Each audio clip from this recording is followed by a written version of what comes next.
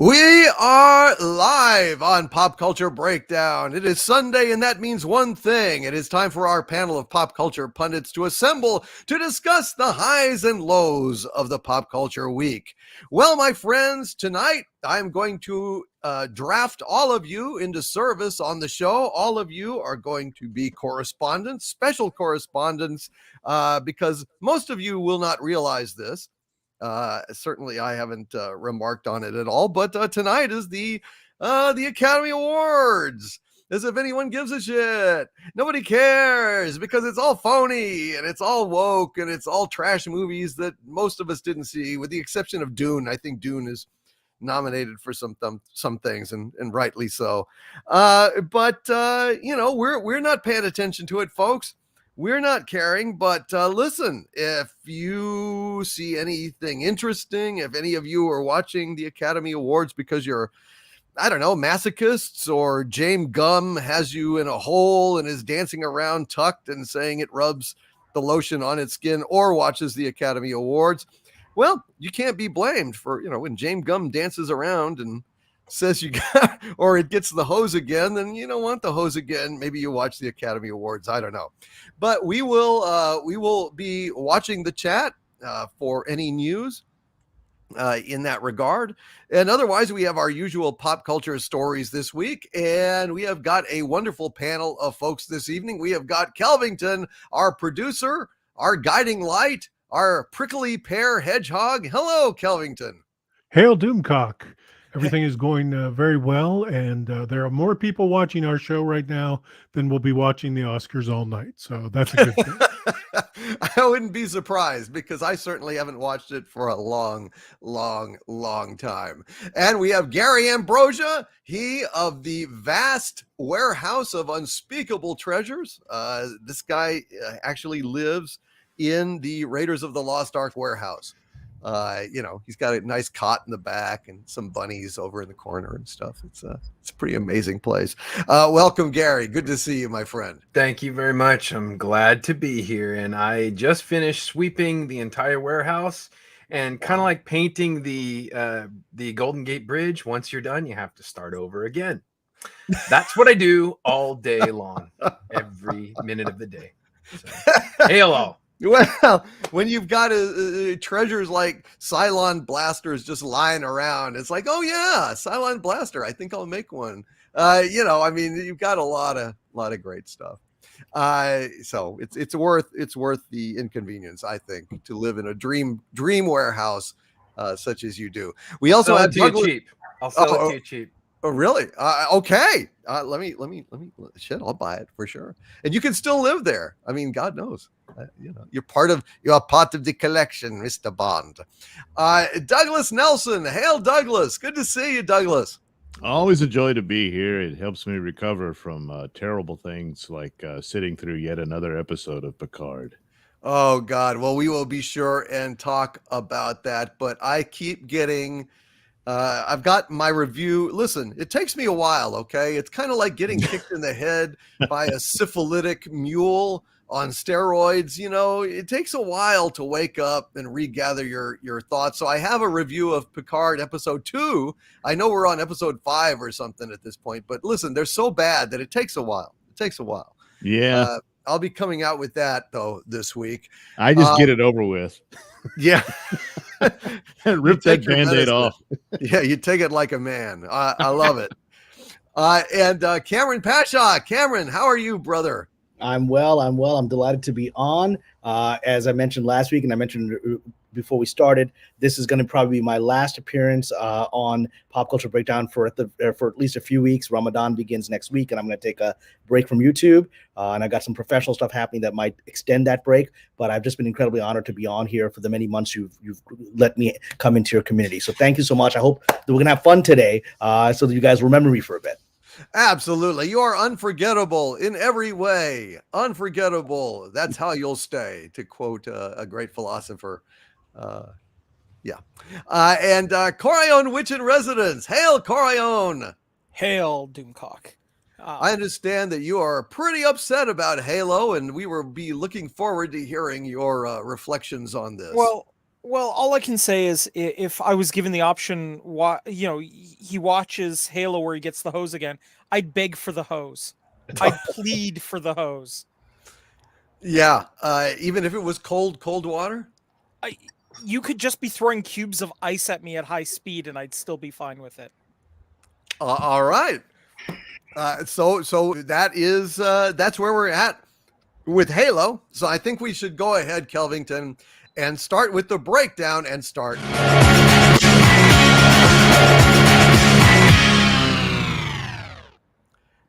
Issue 1, Halo. That's right. Issue 1, Halo. I'm being the McLaughlin group here tonight. Why not? Why not? Since we don't have a McLaughlin group anymore. To my knowledge, I don't think they do it anymore. Used to love that show.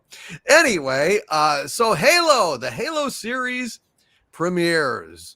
After being stuck in development hell for a number of years, the Halo live action TV series emerges from actual hell to make its debut this week. According to the Ringer website, the premiere episode establishes that 26th century humanity is at war with an implacable enemy whose origins and desires it doesn't understand, namely secret hideout and bad robot.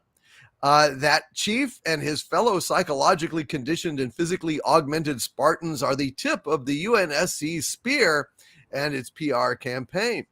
At the start of the episode, his task is to kill the Covenant and help quell an insurrection on the strategically valuable colony world of Madrigal.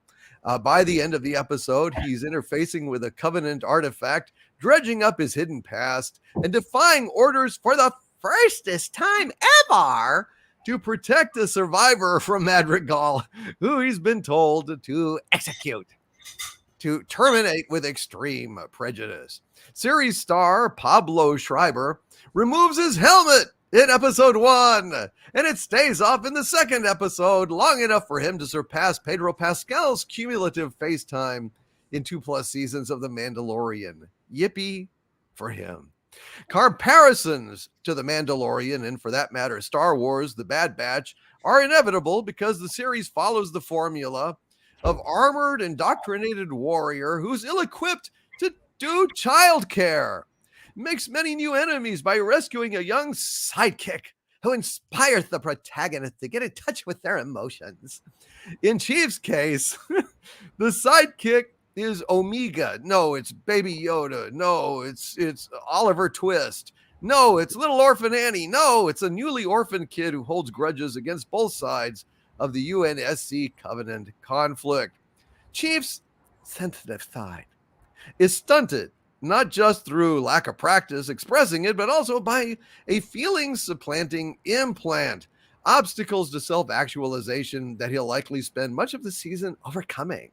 The series' supporting characters, some central to the games, some drawn from the expanded Halo universe, and some just pulled right out of their asses, and some new creations, the aforementioned pulled out of the asses, provide the foils through which we and Master Chief learn who John 117 is and once was.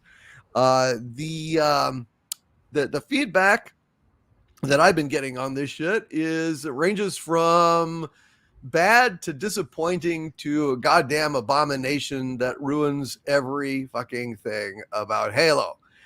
So let's open it up to the panel and see what you guys think about it. Corion, I'm going to let you start because you have expressed a great deal of anger and dismay over this. What'd you think about it? Other than that, Mrs. Lincoln, how did you enjoy the play? Yeah. So to give a little bit of background, I grew up in a military family. My dad was Army. My mom was Navy. The one thing that they could collectively agree on was that the Air Force sucks. So with that in mind, I understand how a military operation works. I've lived on bases. I understand how all of this plays out. Watching, and this is clearly written by somebody whose understanding of military has been really, really crappy TV shows. Like Hogan's Heroes is the understanding of how military doctrine works. So let's start with that.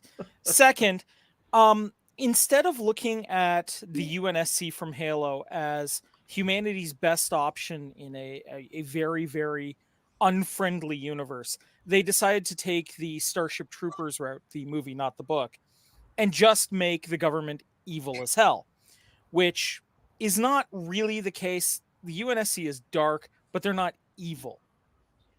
So they completely screwed that up. They completely screwed up the characters of Halsey, Keyes, the Master Chief. Every one of the Spartans is, their personality is just off and wrong, and it's clearly been written by people who are not interested in the original Halo at all, because they decided, let's take the visuals of Halo and just write our own story because we can. And if you're going to do that, name it anything other than Halo, and I would have been fine. I would have gone, okay, it's a random sci-fi out there, that's whatever. But they decided to culturally vandalize and appropriate the Halo series, so now they get what they get. Okay, first, using the excuse, well, it happens in an alternate timeline. Look, all fiction happens in an alternate timeline. Otherwise, it wouldn't be fiction, right? All stories happen not on the original line. But the point is, if you're going to take an existing work of fiction and run with it, then run with it. Expand on the story. You could have taken any Spartan anywhere in the franchise, because they're not all together. They're kind of a spec ops units that are broken up into very small squads because they're that good and they tend to work independently. So you could have taken a group of Spartans that are on the far side of the galaxy dealing with things from a different direction and not used the main characters and the main actors from Halo. But when I was watching this for the rewatch, so I could give it a critical eye as opposed to just throwing things and destroying monitors, I decided that I would set up a little bit of a game, or a checklist, if you will. And I would encourage those watching to play along with me. I call it the J.J. Abrams Cultural Vandalism Checklist. So the basic idea is, this is, I'm sure, what J.J. Abrams hands out in his, master classes or whatever he's calling it on writing, where he goes, here's how you do it. First, take an existing franchise that is beloved, that has a lot of followers. Doesn't matter what it is. It could be anything. It could be, sci-fi is particularly good for this because fans care, and you want to destroy that care and love and hope and any dreams that they might have. So that's step one. Find one. 2, take that series and ignore all the lore. Nothing that has happened before ever matters in your series. And if it does appear, you're only using it to take a shit on it. You are never to use it to respect it. 3, find things from every other sci-fi series that isn't the series and drag it in. Madrigal is supposed to be a deuterium mining world. So what does that make it? Well, that makes it they're farming heavy water. This is a moisture farming planet. This is Tatooine. They literally stole Star Wars's desert planet. Okay? So that's just the start. There's an Easter egg where they mentioned that Commander Shepard should go to the Skillian Research Facility, which anyone who's played Mass Effect will recognize that one. We've also got, of course, they're stealing from Mandalorian. They're stealing from Star Trek, from Star Wars, from Mass Effect. Anything they can find that isn't Halo, they grabbed from. Okay? Now, I believe we're on step 4 now. One 4. question. Kurtzman is taken to playing the French song from Inception in every episode of Star Trek Picard because, hey, it was a French song and it was in a science fiction movie that is not Star Trek. So let's rip it off because that's science fiction-y. Have they done that yet? I believe it is in the background of one of the shots, but I could be okay, mistaken. I was just wondering. Okay, yeah. Sorry to interrupt. Go ahead. No, but that's totally valid, right? So my next point was actually step 4. Any government has to be evil and ugly. You cannot have a good government anywhere, no matter what. Okay? And they have to be like stupid evil, not like sane evil. Okay? Well, if I were to watch that, I'd just watch the news. Why would I want entertainment for that? Well, that's a good point. Right. And then I I'll throw in at least one more point. The female protagonist all female characters have to be amazing and wonderful and glorious, and the cause and solution to all existence, and the male characters are just simply there to be disposable cannon fodder. If you cannot do those 5 things, you cannot make a J.J. Abrams production. So with that in mind, I at some point down the road, I'm going to create the home game of the J.J. Abrams School of Writing, where you just get a series of things and you just roll dice and add them in, and that'll be your plot that'll be your spec script for a series. And I would, then we'll have them submitted to say Doomcock, and we'll, go through the absolute best ones out of the list of random terrible spec scripts that J.J. Abrams will produce. That sounds great. I love that idea. Have any of you guys seen Halo? Kelvington, did you see it by any chance? Yeah, it took me 3 tries to get through it. Basically because it just felt like it was the Mandalorian over and over and over again. Yeah. And he took off his helmet and I was like, well, okay, there he made a subtle change. But I kind of thought the helmet was half CG, so I figured they were saving a buck. The one thing that I questioned was, I don't know what this character is, but I could have sworn James Hong had played him. But yet, because it sounded like his voice, and yet I can't find his name in any of the credits or even on his IMDb page. It sounds exactly like him. So like either it was so bad and he took his name off of it, but it were somebody doing a damn good impression of his voice. But I barely got through it.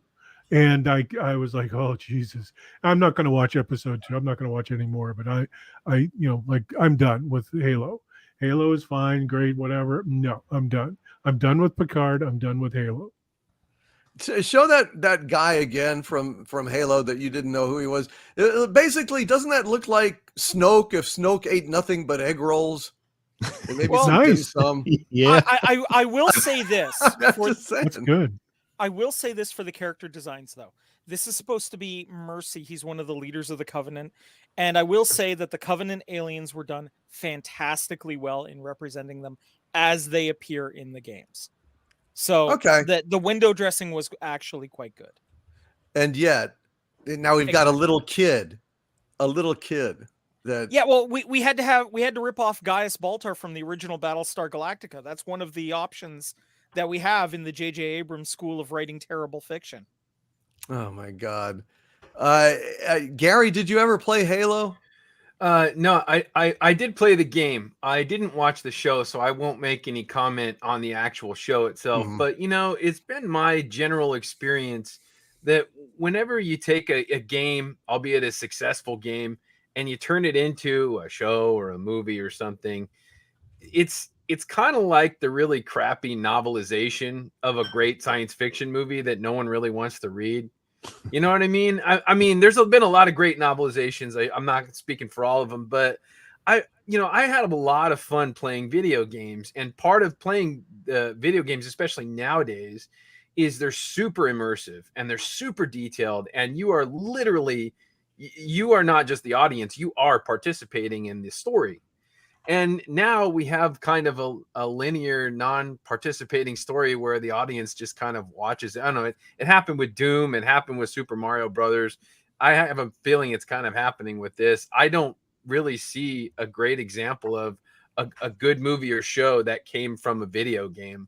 Maybe you guys have another example of that, but every one of them that I've seen, to me, have just been a total failure. Yeah, I think it's Gary. I think it's because maybe there's no great inspiration for the movie. Like it's basically a license deal. There is no passion or excitement around the game. So I mean, they're just it's obligatory. That's what they're doing. They're just walking. I mean, if Grand Theft Auto came out, the movie, how boring would it be to watch somebody else pick up a hooker and then pay her and then you beat her and then you take her money? See, I thought. I mean, that's not fun. No. Yeah.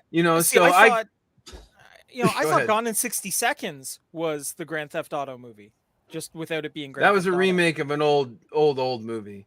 But I mean, if I'm not playing Halo, or if I'm watching Halo but not playing it, it's kind of like, well, all right.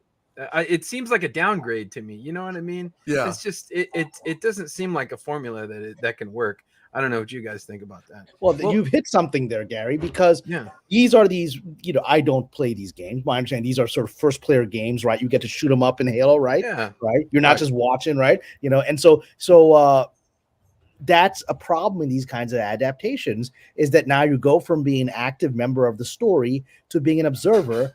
And I don't know that translates well. I don't think it does at all. Yeah, it's not great. I mean, The Witcher, for example, is based off the books. But I have to say, having played Witcher 3, the game is much better than Witcher, the TV series. Much better. I mean, book to movie, yeah, that works. But video game to movie or TV series, I don't think it works at all. Actually, people are pointing out Sonic, the movie, is very good. I was going to say. Okay. I didn't Sonic see that. And Tomb Raider were very good. Detective Pikachu was surprisingly good adaptation of a movie. And then you have some of the lesser films, the Resident Evil, Mortal Kombat, stuff like that. So they have done it, but it's very rare. And they're good movies? Well, Yes. Resident Evil is one of those series that it's pretty bad. But I enjoyed it. I mostly enjoyed it because I like Mila. And there were some that were sort of pretty good. I don't know that I never played the game, so I don't know. I think it takes quite a bit of a leap from them, but Also, those Tomb Raider and Resident Evil have major star power too. I mean, you got Mila Jovovich, and you got the Angelina Jolie. Yeah, the daughter of the guy. Yeah. Yeah, I never watched Tomb Raider. I just, it just didn't seem like it was okay. I'd rather play the game or something, but I did watch every single one of the Resident Evil movies. I did every single damn one. Yeah. In the very first one, Mila, she's naked on a table with just a sheet on. And at one point she gets off the table and we see everything. And I mean everything briefly. And it's like, okay, now I'm going to watch the next 4 or 5 movies, just hoping of course. to see that again. Of course. Yeah. And she gets in a cat suit and everything, Never did. But they were fun. I really genuinely enjoyed them. They were terrible, I know, but they were also fun. My old coworker Odette Fair was in a few of those, if I remember correctly, right? And so he worked with me on Sleeper Cell, and he's a handsome dude from The Mummy. I think he was in a couple of those. Oh yeah. They had some good actors in there. They had the guy. Yeah, they did. Yeah, they had the guy that played Mark Antony in Rome, the HBO TV series. He's a really serious, talented actor, a dramatic actor, and he just was slumming in Resident Evil. It was fun. Raccoon City and Umbrella Corporation. What are you gonna do? She's smoking hot. Lilu in The Fifth Element. I never get over that movie. She was. But that's the key thing. It was fun. You got to bring the fun to it. Yeah, that's the thing. Like Halo, I watched it. I've never played the games. I knew the advertisement. I knew some of it and all that. So I thought I watched it. It probably didn't hit me as bad as it did for people who were true fans of Halo and that sort of thing. But you got to have the hook in your first episode, and it's not there. So. Yeah, and she was actually good. Did you see that movie Monster Hunter? That was a fun movie. I was surprised at how much I enjoyed that. That came out a couple of years ago. I think it's based on a video game, right? Yes, and it was a surprisingly fun movie. Yeah, Monster Hunter is actually based on one of my favorite video games of all time. Mm-hmm. It is an incredibly complex and in-depth system game, but the actual plot of the game is irrelevant. There are monsters, you hunt them. That's all that matters. Yeah. So that's kind of what was good about the games, is the plot is kind of irrelevant. It's like a series of boss fights one after another. It's really good. And but it gave them a blank canvas to create whatever movie they wanted on, which would be an ideal scenario for video game to movie. Well, I think the best video game movie is Brazil, which was based off of Mario Brothers. I think Bob Hoskins played Mario and Robert De Niro played Wario in that, but maybe I'm misinterpreting it. That movie is really good. That is a classic. That movie is so good. It's scary. maybe next week, and we were going to do that whole new feature about talking about great retro movies. Maybe we could do Brazil next week. What do you guys think? Would that be something we That'd could be all great. discuss next Yeah. week? Oh yeah, Yeah. Yep. we can go on about that one. Because that's a masterpiece. That's exactly the kind of movie I'd really like for us to dig into on a positive segment. But since I didn't give any warning about it Yeah. beforehand, I'd rather just do it next week, I guess, probably.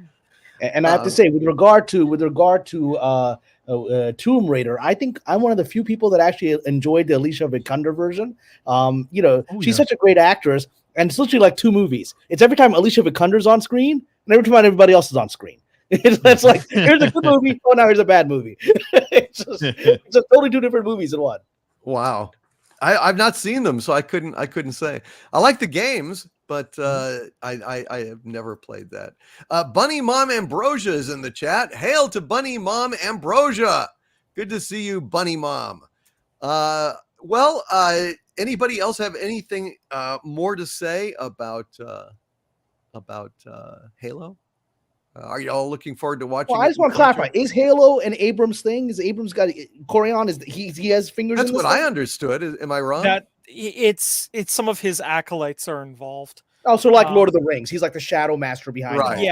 all. Yeah. Right. There's also, I would also like to point out that one of the production companies or groups involved in this is called Chapter 11 Studios, and I cannot think of a better thing.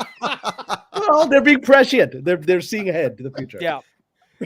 Let me just say, you were talking about his acolytes. I have to say that, Jar Jar Abrams, I've said it many times that he's the cinematic antichrist in Hollywood. Maybe I can put it a different way. In every squirt of piss in Hollywood, he is the spirochete that is in there. He is basically the syphilis that is infecting everyone in Hollywood that ever worked at Bad Robot or Secret Hideout. Don't go into those theaters. You may come out with something extra. So he's the patient zero of suck, is what you're saying? Kind of. He's the clap, and it's the one thing nobody does when they see their movies. That's a classic. Oh. Delvington. Yeah, you read my Wow. mind. You read my mind. You He keyed off uses that my wit to get the concept. ladies. I'm telling you. Yes, Spot on. keyed off my concept and improved on it and drove it home. I love it. All right. Well, shit. And now that we've talked about syphilis, spirochetes, and cinematic antichrist, perhaps it's time to go to super chats. What do you think? Absolutely. Super chats it is. Super chats, it shall be. Let's anything to get away from the aforementioned spirochetes. I'm sorry about that. What can I say? I'm ashamed. Amaranth FTW with $1 super sticker of the Invisible Man. Thank you, Amaranth FTW. Tracy Asteria has joined the channel membership, renewed at the Dominion level. Ooh. Thank you so much, Tracy Asteria. Welcome and many thanks. Gracias, dear lady. Gracias. Beth Arstead with a $5 super sticker of the lemon and the pear. You put the lime in the coconut, and they are enjoying the show. Thank you, Beth Arstead, for all of those, the lime, the lemon, the super sticker. Appreciate it very much, Beth. Warachi with a $5 super chat has a question for the panel. What is the panel's favorite beer? What is the panel's favorite beer? Does anybody here like Heineken? It's okay. But Heineken? Fuck that shit. Pabst Blue Ribbon. What? That was from Blue Velvet. I was being frank from Blue Velvet, where they asked Jeffrey, what's your favorite beer? Heineken. He says Heineken. Fuck that shit. Pabst Blue Ribbon. All right. Anyway, yeah, I guess you don't like Blue Velvet, or you haven't seen it, Corian.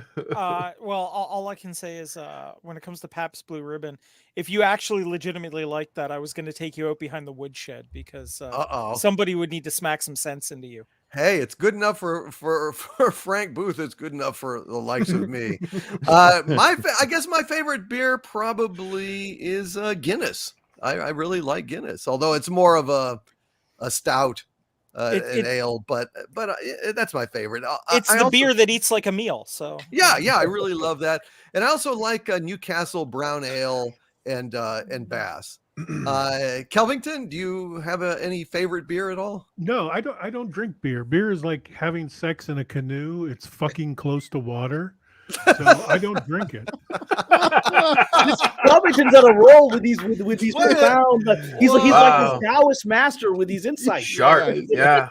I don't know super what's going on. It's like he had his near-death experience, and Zen koans are coming out of his mouth. man. I He's got know superpowers now. he came back to enlighten us all with his sparkling wit tonight. the snark Excellent. is strong with this one. Yes. I mean, the most common beer that I drink is Miller Lite, just because I drink it with pizza. I'll drink it with Mexican food. It's just kind of a refreshing, soda pop that doesn't leave me impaired, and it's just kind of, I don't know, it's all right. Gary, and do you like beer at all? Not really a beer guy, but Guinness is definitely the beer that I drink. When I do drink beer. Yeah, I really love Guinness. Yeah. I don't know. I guess it's that It's Gaelic definitely- strain in me. Corion, what beer do you like, if any? Well, I like a beer that is cold and dark as my ex-girlfriend's heart. And Oh. with that in mind, I prefer to drink a local brew called Death's Tar Ale. You can tell, yeah, it's literally that. You are a total geek. It is I ab- say but that it with is great abs- respect, but that Yeah, is it is- totally geeky. Yeah. I love it. It's absolutely great, and it's a Canadian beer, which means it's well into the 14 to 18% range for alcohol. It is a serious beer for it's, like I said, it is dark like you wouldn't believe. There's no possible way you can put light through this stuff. It eats like Guinness, where you cube it and then eat it with a knife and fork. It's absolutely fantastic. I really recommend it if you guys can get it down there. Sounds good. Sounds good. Let's see. Douglas, are you a beer drinker? No, well, root beer. I Okay. I don't drink alcohol, so yeah. Oh, all right. Well, Wow. never mind then. Cameron, any favorite beer of yours or no?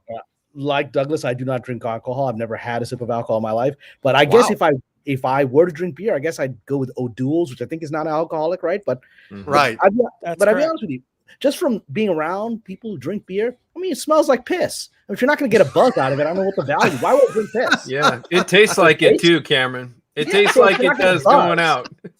Piss. Although, Cameron, I do have to ask a question. Yeah. There's a line in the 13th Warrior where they make a comment about you're not supposed to have the fermentation of wheat or grape, right? And then they go with honey. And then they go with honey. Is Is that acceptable? Because I do brew my own mead. So if it was acceptable, I would definitely be willing to share some with you. I think that most Muslims and scholars would say that it is the ability to become drunk off of the concoction, whatever it is, to lose your faculties is the problem. So anything that could cause that to happen, and I guess your mead, would your mead get me buzzed? I'm assuming it would, right? Off of a sip, probably not, but there is a specific brew I make called Loki's Gift. Oh, I like that name. Yes, it is, and the bottle comes with a warning label of "Beware of strange gods offering you candy." Are you selling that? Or can people buy that from you? Not That's official. cool. No, of course not. You cannot sell alcohol as an individual in Canada because that would be illegal. But Random but- laws in a random country. Okay, all right. yeah, but there are bottles that happen to sit beside wherever I happen to be, and if they happen to disappear, well, Well, there's no transaction if someone just picks it up, right? exactly.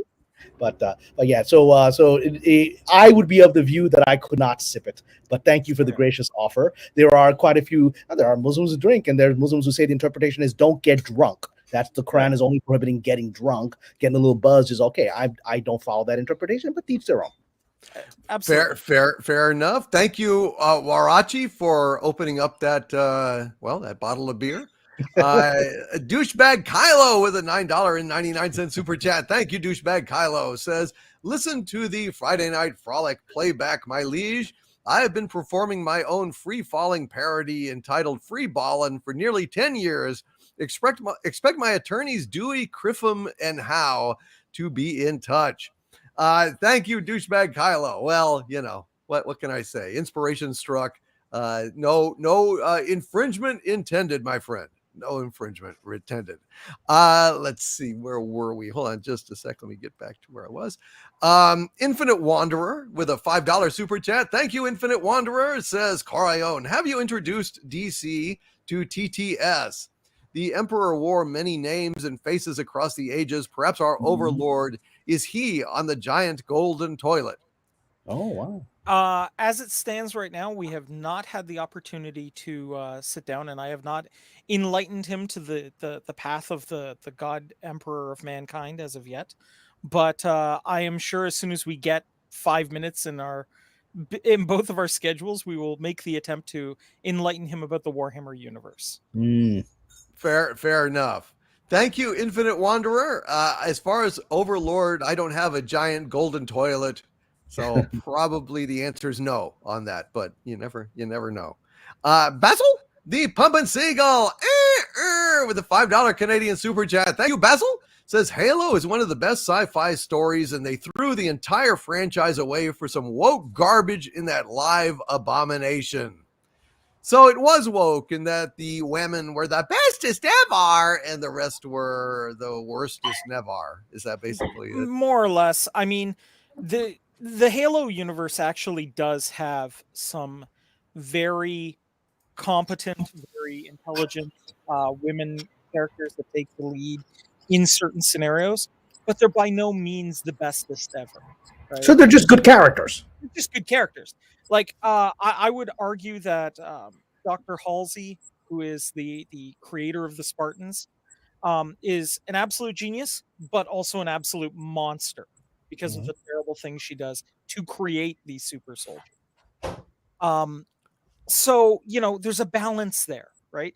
Every one of the characters has moments of brilliance and wonder and aspirational things, but they're also got some dark stuff going on, right? This decides to ignore that entirely and just be like, nope, women are the best, men are terrible. That's it. Yeah, pretty much. That's pretty much the definition of woke right there. Well, these characters that are writing this kind of stuff, if you actually meet some of these people, I've met some of these kinds of screenwriters who push this kind of stuff out there. They're all kind of beta dudes who are, mommy's boys, and it's really a personal pathology, right? They idealize the feminine because they feel weak in front of it, right? And so they can't interact with the feminine in a real way. It's literally, it's goddess whore to them, right? That's how they see the world because of their own insecurities. Yeah. Fair enough. Thank you, Basil, the Pumpin' Seagull. And Warachi agrees with a $5 super chat. Thank you, Warachi. He says, by the dark gods of EMS, the Halo series is an abomination unto the universe. Don't you think that these guys would just eventually just get tired of sucking all the time? I mean, you just think that after a while, wouldn't they just want to try and do something decent? Well, am I crazy? I mean, the Remora has evolved to, suck on the side of sharks and stay there cleaning them for thousands of years. And you can't get that evolution out of their system anytime soon and, let them actually become decent. Right. So, I think that's what we're dealing with here. We've managed to create an environment where the evolution of some writers, terrible writers, has evolved, and now getting them out of the food chain is going to be a bit more of a challenge than them getting into it. So Remoras suck on the sides of sharks, and these writers just plain suck. Yes. Okay. So they're more diverse. Well, diversity is their aim. They don't just suck sharks. They suck shit. They suck everything under the sun. I guess that's evolution in a nutshell. And Basil, the Pumpin' Seagull, with a $5 Canadian super chat. Thank you, Basil. Says Halo, the live show, is like Tron, garbage movie.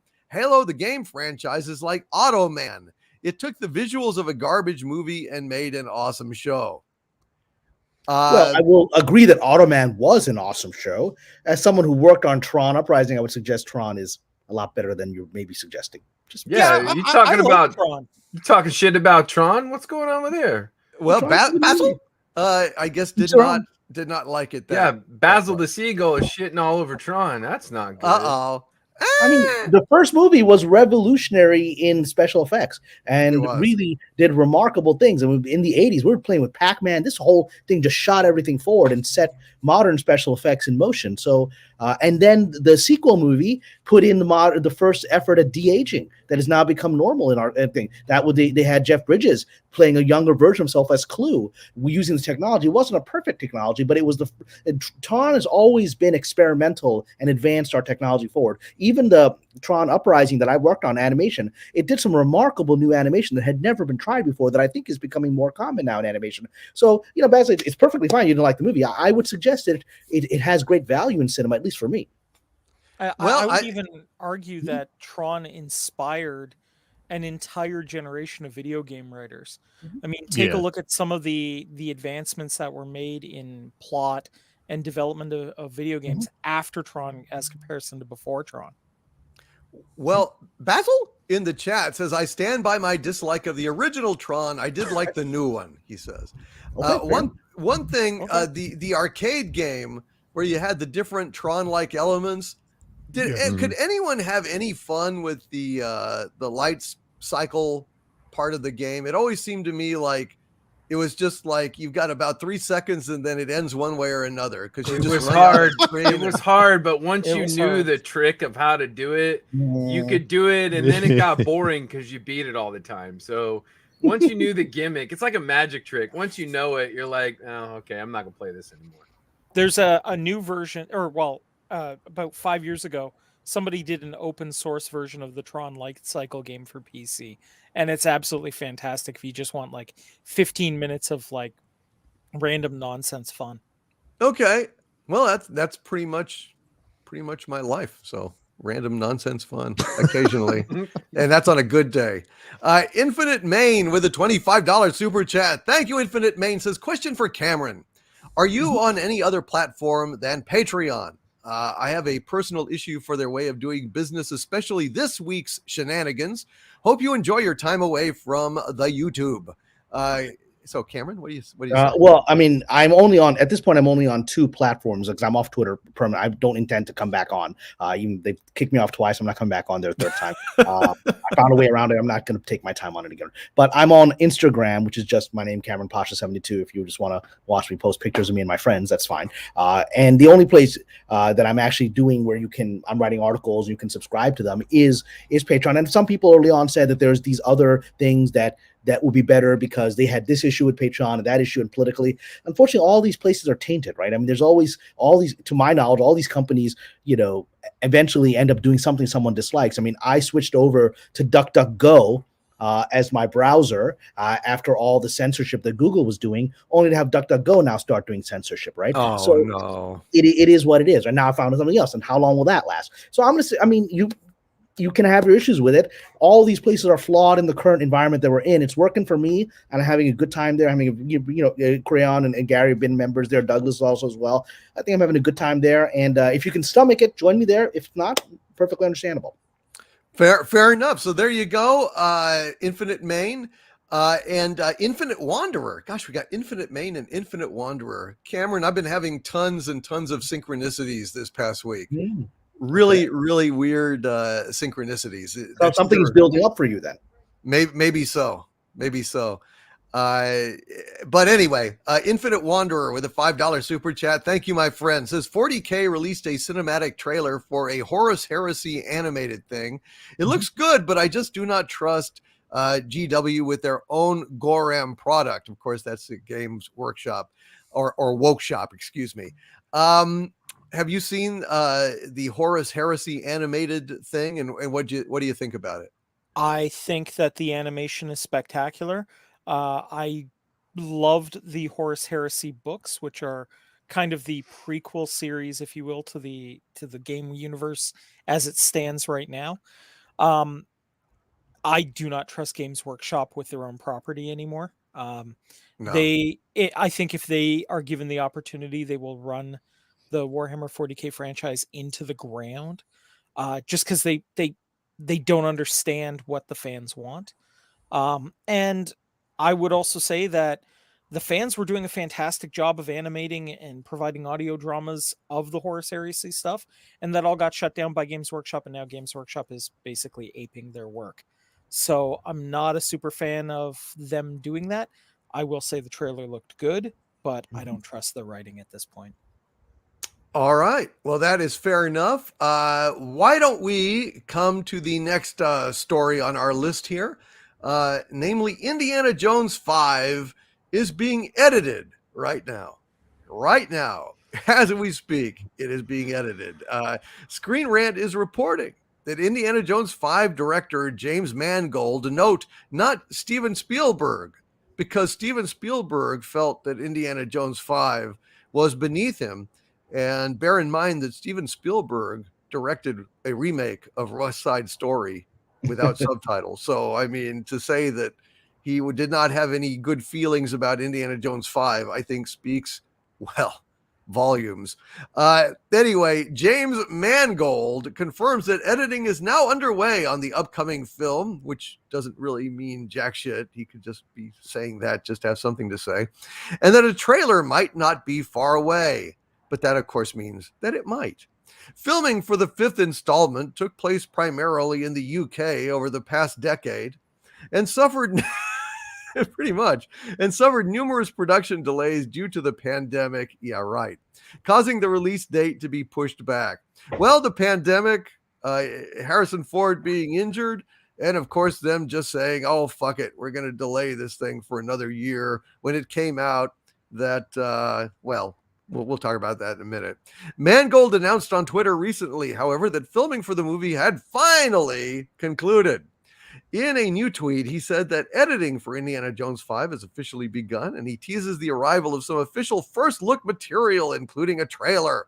Mangold says that while his Twitter account is the bestest place to look for updates regarding the film, it's, quote, just a bit too soon, unquote, to expect official footage. While his tweet doesn't provide any sort of time frame in terms of when fans can expect their hopes and dreams to be shattered, when fans can expect promotional material for the film to start coming out, the comment does suggest it might not be that far away. So, when it came out that the plot involved time travel and that Phoebe Waller-Bridge was basically going to be in the movie, and they were going to meet young Indiana Jones, and both Indiana Jones were going to die in the movie, the old one and the young one, and she was going to take up his hat and whip and move forward as Indiana Jones, the past, of course, having been altered. People didn't like that so much. And the toy companies didn't like that, and even the like stockholders in Disney did not like that. So the speculation is that they are hopefully retooling the whole Indiana Jones dies and gets replaced aspect. But rest assured, the time travel device is not something that they could rewrite, reshoot, or work around. That is locked in stone. I think we will see young Indiana Jones meet old Indiana Jones as he goes back in time to, fight Yahtzees, etc., and so on. And I don't see any way in hell that Phoebe Waller-Bridge won't be a major part of this film. I just think that we will all be blessed as like unto Jesus returning and kissing us all on the forehead if Phoebe Waller-Bridge does not take Indiana Jones' place. Kelvington, you know anything else about this? Anything you'd like to comment on this? Well, I'm trying to figure out what made Gary laugh so hard, other than it couldn't be the graphic. This is one of those things. I think they really got their backs up against the wall here. They're going to have to throw something out. Remember, we didn't see anything from Obi-Wan until a month before it was supposed to come out. I don't know what they're going to do here. Like, can they actually make a trailer that would get anybody interested in seeing this, that would actually be a story trailer? or is it just going to be shots of various versions of Harrison Ford in various moments? I'm really shocked to see what's going to come here, and I hate this time travel aspects of it. You know, we all forget, like, the first Indiana Jones film came out, and the second one was a prequel, and they didn't call them prequels back then, but the second one takes place before the first one, and it wasn't a terrible film, but it's what got us the PG-13 rating. So I don't know. I'm as curious as anybody to see what's going to happen here. I just have to believe it's going to be a car crash or a train wreck of unbelievable proportions. I do too, and so does Gary Ambrosia, who is dying here. I love Indiana Jones. I love the whole cycle, and this is just it's fucked up, Gary. What would you like to? Would you? I'm literally listening to you describe this, and I had to mute because I can't. I'm choking. Like, I'm laughing so hard. Like, this is the real thing, and it's happening. Yeah. It's like this is so bad. This is so bad. No. Because I love Indiana Jones so much. Like, Indiana Jones is this. He's like always been my role model, and like, this hurts so bad. This hurts so bad for me personally that I am in so much pain. I have to laugh. I really do. This is gonna suck so bad. This is going to be like the neutron bomb of suck. This is going to just evaporate everything that was once cool about this franchise. It's going to be so bad. And just listening to you describe it, it's like, it's one thing to make fun of something, but you're being serious about how this is going. Yeah. There's no jokes. There really wasn't any satire in what you said. And that's what's just really so fucking hysterical. Because this is going to be so bad. It is, man. It is. I mean, it really is going to be awful, dude. I mean, and you know, I'll make you laugh even worse, because like Phoebe Waller-Bridge is really the hero of this thing, as it was originally leaked to me, because like when these like Nazis come back and they're trying to hit up Indiana Jones for an artifact that he found that they need, she kills one of them. She shoots them. Like they come to get the drop on him, and not Indy, she kills them. And then they run to Stonehenge. They're going to use Stonehenge to like return back to World War II to their time, because this is in the 60s. And they form a portal, and they go through the portal. And you know who jumps through the portal? Phoebe Waller-Bridge. And Indy's like, well, I guess I better follow her. Ta ta ta ta ta. God, it's so bad. Yes, that's not parody. That's wow. Yes, and this was a story. Doomcock was absolutely right on this. This was my sources that told me this information 2 months, a full 2 months before then suddenly the mainstream media picked up on it and started publishing the same thing with confirming photos of Phoebe Waller-Bridge when Indiana Jones is lying in a ditch and she's fixing him up. Yeah, she's dragging his corpse out of the mud or something while a bunch of Roman soldiers are standing around looking at him. What the fuck? What the fuck is that? Truly, she is a mighty woman, they say, as Indy lies there on the ground. Da, da, da, da, da. It's just going to be well, I hope he says to her, if I were writing the script, I hope he says to her, or she says to him, I was just a kid. And he goes, you were old enough. I hope he says that. You knew what you were doing. You knew what you were doing. You were old enough. Nice. What a line. What a line in that movie. I always wondered about that. I know. But look, if you look at what Douglas has here, he's essentially correct. Because we not only have, the aforementioned Yahtzees, we also have Roman centurions. There will be they're going all over time, Gary. They're going all over time. There's Roman centurions. Then you know what this is about? They're going back to get the spear that speared Christ. Probably. Spear of Destiny. That's what this Spear of Destiny is probably the other relic that they want to get. Probably. Yeah, I mean, why not throw in a bunch of other relics too? Why not throw in a bunch of other different characters from time? Yeah. Why not? Let's just not make a decision about anything and throw it all in there. It's a mystery box, right, JJ? It's a mystery box. Wait, so Indiana Jones is going to show up at the crucifixion? Why not? It might as well.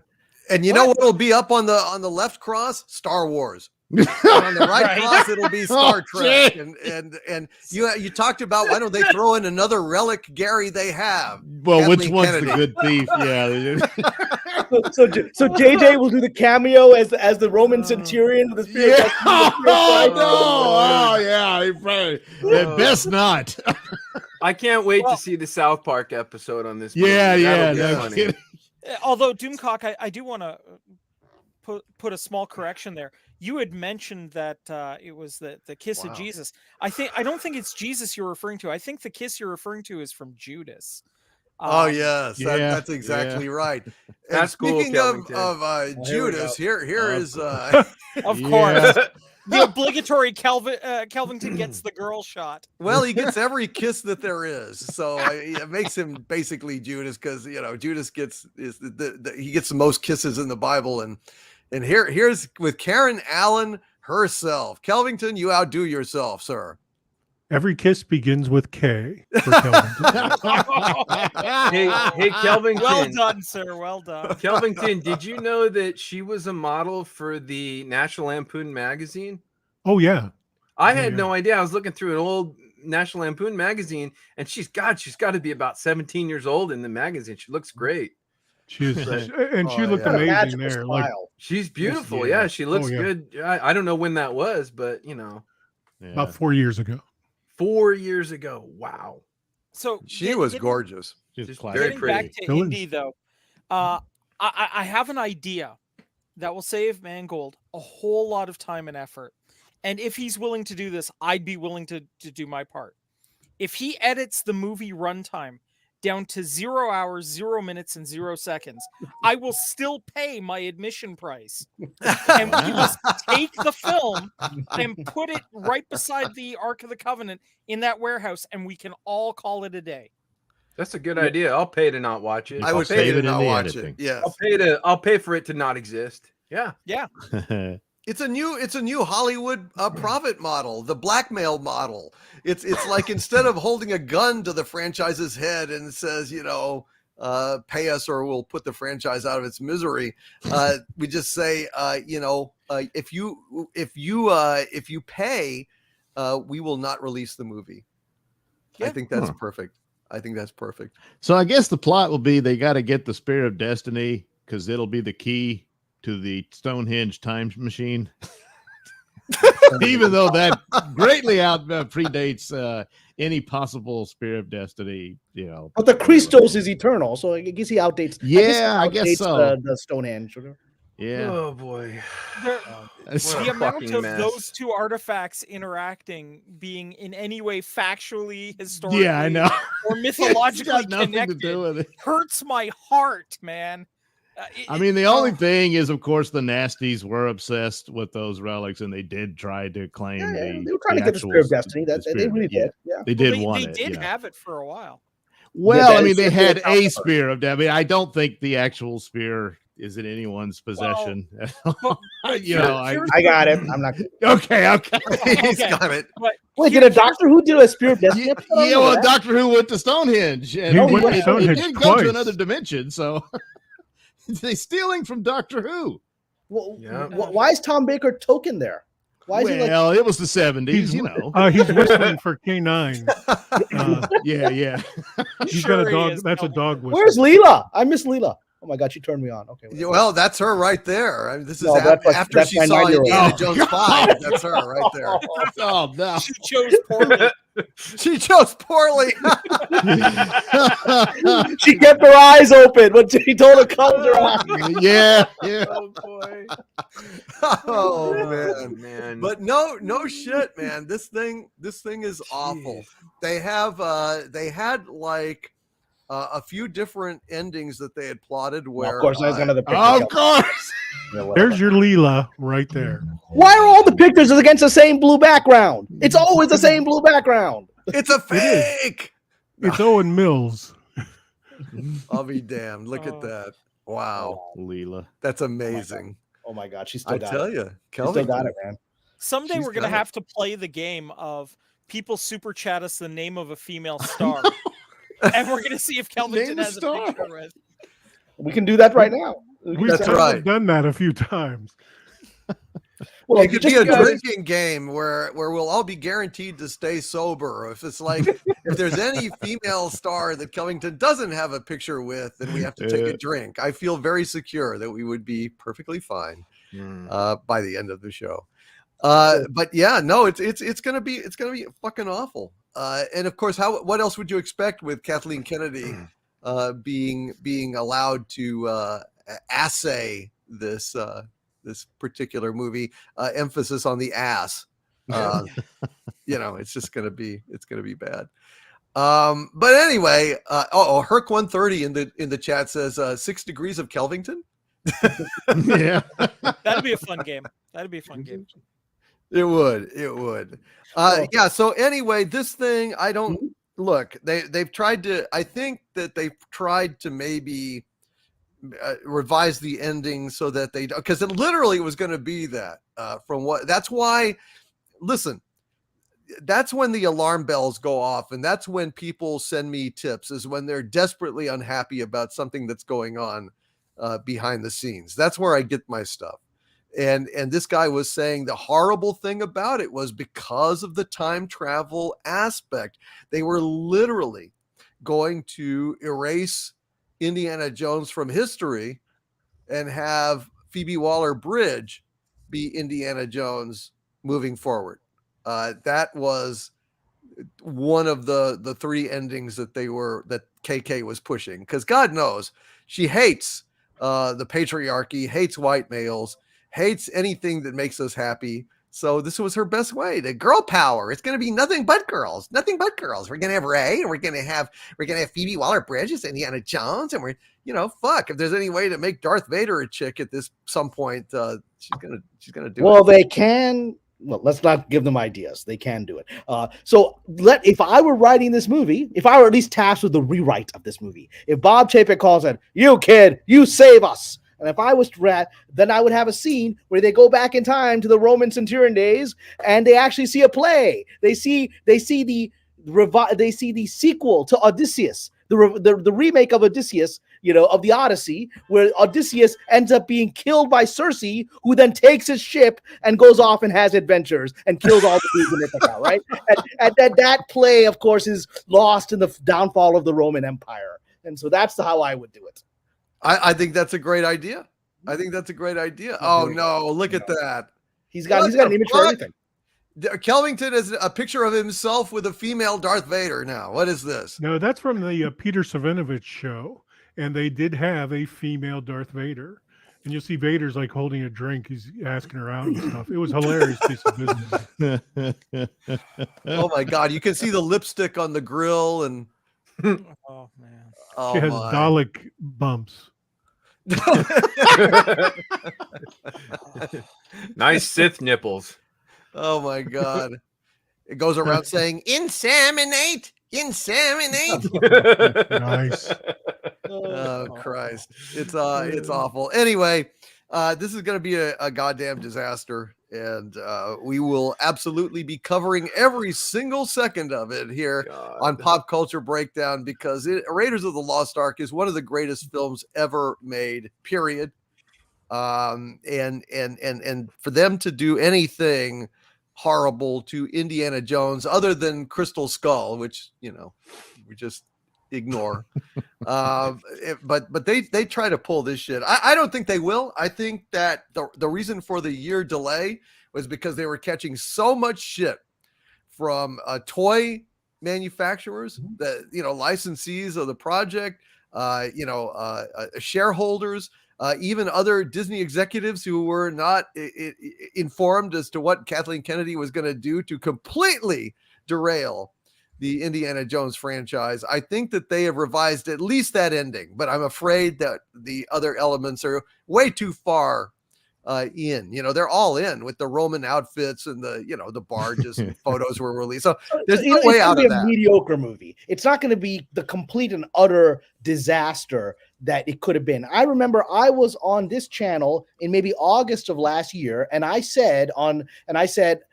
I don't think this is going to go through the way it is. I said, I think Chapek's going to order a reshoot. Everyone's like, it's too late in the game. It can't be done. It's it's all. And then like a week later, it's like, it's delayed for a year and I ordered a reshoot. I was like, well, I think he realized how bad it was going to be. And that was what I saw coming. You were already told you were incredibly ahead of everyone else. And I was a little bit ahead of everyone because I said the impossible thing. I said that Chapek was going to intervene and they were going to do resoots. So I don't think it's going to be an absolutely garbage movie that it was originally going to be. Unfortunately, we already have a garbage movie in Crystal Skull. So, will it be at that level? I hope it's at least at that level. The final reshot version. We'll take it. We'll take it. I mean, I expect it to be so because the last one was, aliens, and now this will be time travel. So it's, so it's probably. But it will be Christ himself. I guess, yeah. I mean, it's Christ again. There's another angels coming out of the ark. It's going to be Christ himself. Oh no, guys! I'm calling it right now. Okay, I'm calling it right now. They're traveling back to the Roman era and whatnot. Harrison Ford winds up filling in for Christ because whatever time travel method that they use, just he gets flat. The actual Jesus gets flattened. Harrison Ford has to take his place, and it's Indiana Jones is actually Jesus. It's the Life of Brian version? Yes. No, exactly. no, that's not how. That's how ridiculous this so is. he has to go to the cross. That's not what it's going to be. It's going to be that this is set in the 60s.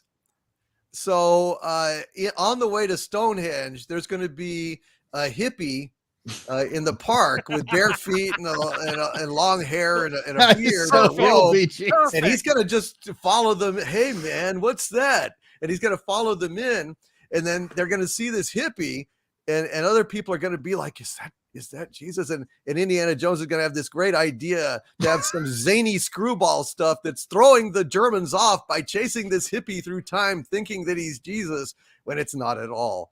That might actually be kind of amusing. So hippie Jesus stops the Cuban Missile Crisis. Yeah. He's gonna stop. He's gonna talk to Kennedy, and he's gonna make absolutely. There you go. Year of Destiny, Nazis, Cuban Missile Crisis, Jesus. Wow. I mean, there's a lot going on here. Well, the only problem there is it has to be a woman who's Jesus. So we're going to have her some kind of disguise. So Mary Magdalene basically. Yeah. We'll find out that Mary Magdalene was really the brains behind it all. Jesus was just sort of there. And she was the financier. We know that, but yeah. This is falling so low. This is gone so bad, so low. And Bad Gold is watching this thing, taking notes. Going, yeah, no. Oh my, yeah, we still got time. That might save this. The CGI is out there working right now. It'll be a CGI Sean Connery as Jesus. He's having a midlife crisis, and he's I'm out in the park, Junior. I have to teach. He said, but aren't you dead? But like our Lord, I've risen. I've risen. Yeah. Well, it's time travel. The moment from the third film where he says, well, Jesus was a carpenter, but he wasn't. He was a stone cutter or stone mason. And so they're going to have to fix that. So they got to go back in time to fix that moment. And that's how they'll bring in Sean Connery. Well, Sean Connery did, drink from the Holy Grail. So it's like, I'm still spry, Junior. And he's I'm out in the park being a hippie listening to Alan Watts. And see, that's what really, he didn't die. He went through time. So he went through time. Exactly. Yeah. Listen, we the only reason we can make this shit up is because the premise is so very bad. It's that, pretty likely. All we're doing is doing what is in a writer's room. I mean, this is literally the writer's room for these clowns. Gary, go ahead. No, I was just going to say, this is their exact process, ladies and gentlemen. This is how they write these pieces of shit. What if we add a dinosaur? Yes. Genius. Yes. That's what they do. But we have to have Phoebe Waller ride the dinosaur. Yes, of course. Of course we do. That's right. But we can't have the dinosaur ride Phoebe Waller because that would be, patriarchy and that's a totally whole different kind of movie. Exactly. Yeah. Walk it down, Tita, walk it down. All right. So anyway, it's going to be awful. I don't think there's any way that it's not going to be awful. But the question is, will it be catastrophic and franchise ending? or will it just be another movie that we can ignore? I don't know. I don't know the answer to that question. Well, I have not received any further signals of distress from these sources, so I don't know. I think Kellington might be right in that it will just be a very mediocre movie thanks to the editing.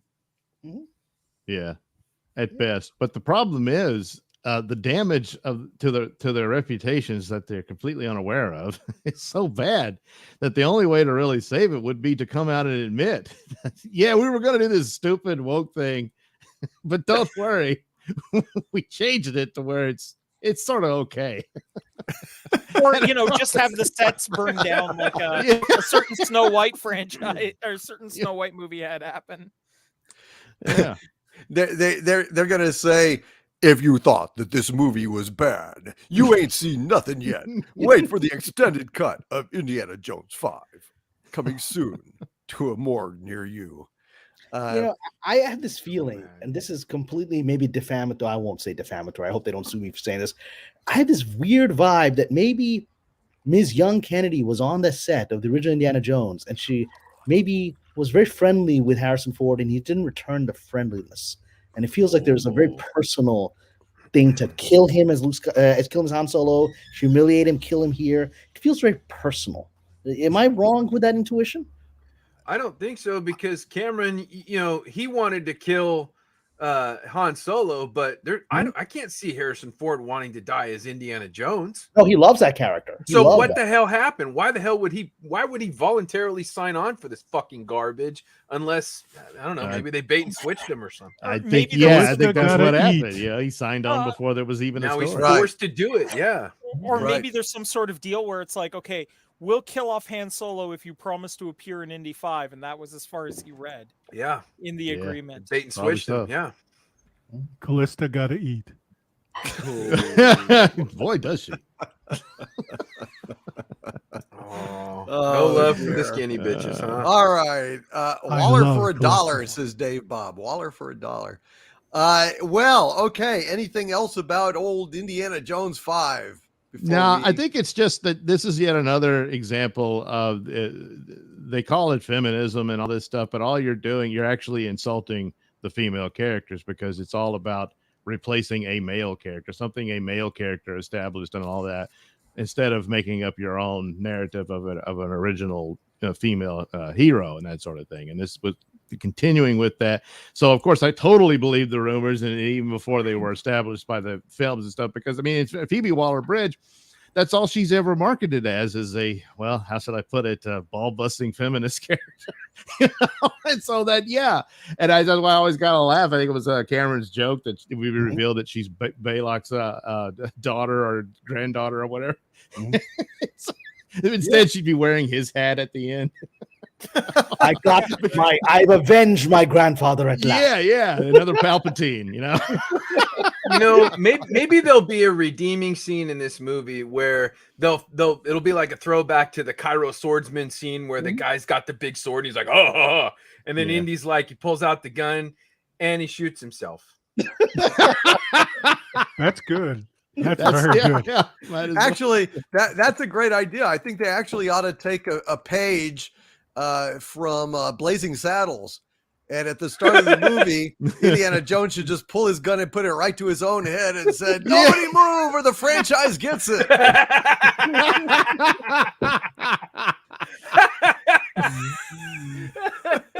You can't do Blazing Saddles today. Could you imagine Blazing? I would love to show Blazing Saddles in a college film class today. I would love to do the reaction watching Blazing Saddles, 18-year-old kids. They'd be Cameron, squirming. only They'd be like, if you lock the door. All exits are chained. Exactly. I would love that. Help! I would love that. It'd be like the end of Inglorious Bastards, and they're like, "Oh no!" And they're just bursting into flames, spontaneous human combustion, and how hilarious the movie is. I think it'd be hilarious. Hey, that umbrella guy! Good to see you in the chat, man. Oh, cool. Welcome, that Hey, umbrella Todd, guy. how you doing? Good to see you, man. If you're wanting in on this, let me know. I'll send you a link. That umbrella guy. Well, you'd be welcome. We're getting closer to D-Day with Johnny Depp and Amber Heard. I'm really excited. I'm watching that Umbrella Guy's channel. It's getting real. He's getting all the updates as to what's happening in the legal front. If you're not subscribed to that Umbrella Guy, subscribe to his channel. He's giving you the insights. He's got it. All right. Well, let's go some more of these super chat thingies here and see what the audience out there thinks about all this tomfoolery and fun that we're having here tonight. Kit Kat with a 10-pound super chat. Thank you, Kit Kat, very much. So Scottish school children are being taught that the Loch Ness Monster is anti-Scottish because its legend was a creation of the British class system that portrayed Scotland as primitive. Wow. What? That is bizarre. That is Well, absolutely the first reference to the Loch. I don't deny that that's happening. I'm sure that is happening. But the first reference is to this Saint Columbo, right? Which is like the 9th century, and he but one of the most interesting theories that I've read by Nick Redfern. He has a great book on Nessie called Nessie. You can get it on Amazon, where he actually shows that the Loch Ness Monster appears to be a continuation of the old ancient Scottish Gaelic belief in Kelpies, in water demons. So it's just a continuation of that tradition. So it's very ancient. I mean, there's pre-British, pre-Roman.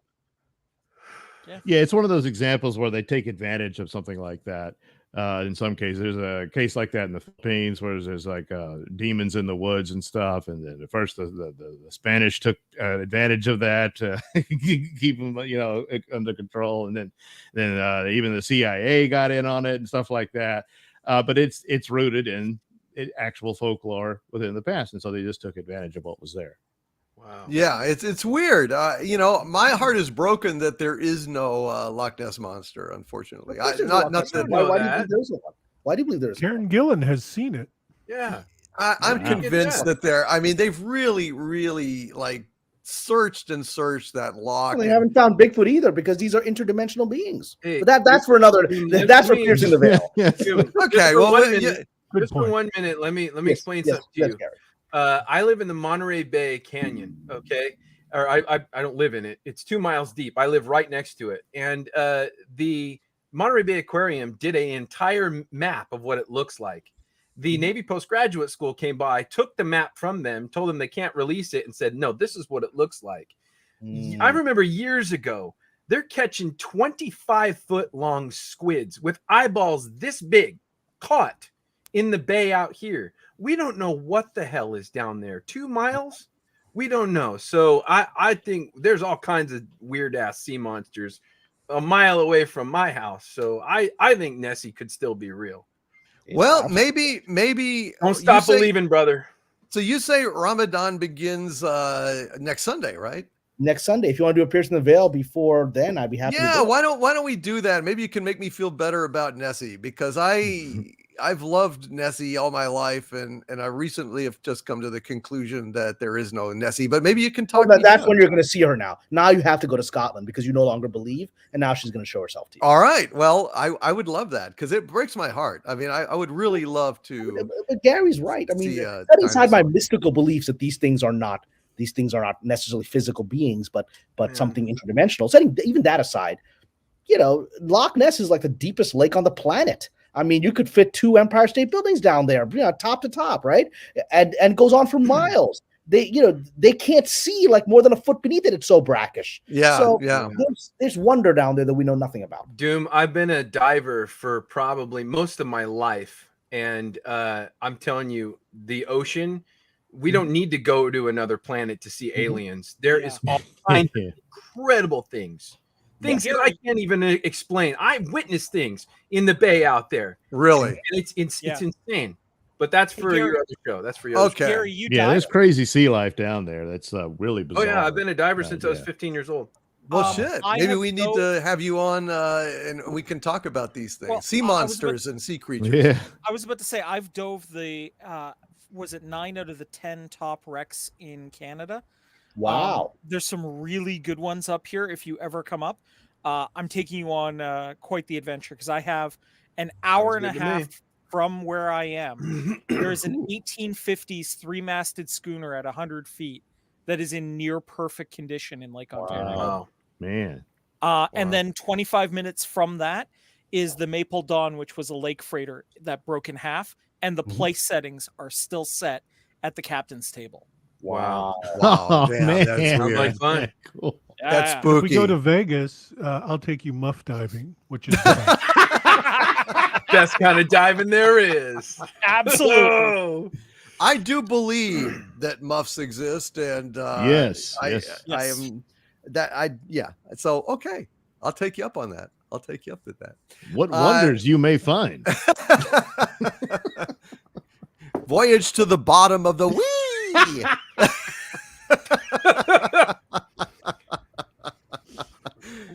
Oh, SSMCS, Voyage to the Bottom of the Wee. That I like that.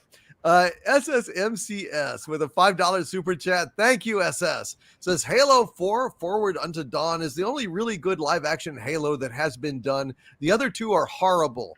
Also, elites look like brutes. What do you say, Cameron? Is that fair? Is that a fair assessment? I mean, I don't follow Halo. I don't play the game, and so I don't know this. I think Corion is probably the better person to answer. Corion, what do you think?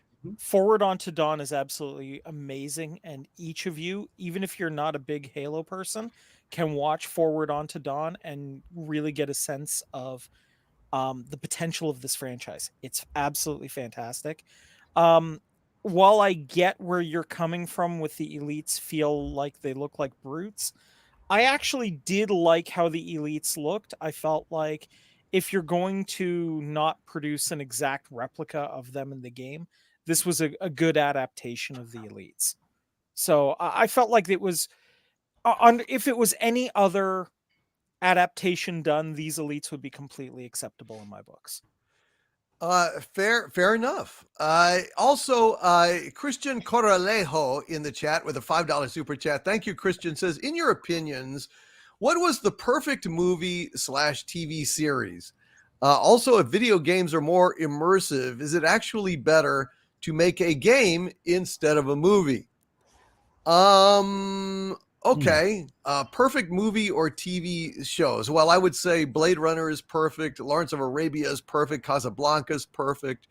As far as TV series go, I would say the Shield is a perfect series. Not one bad episode, not one false moment.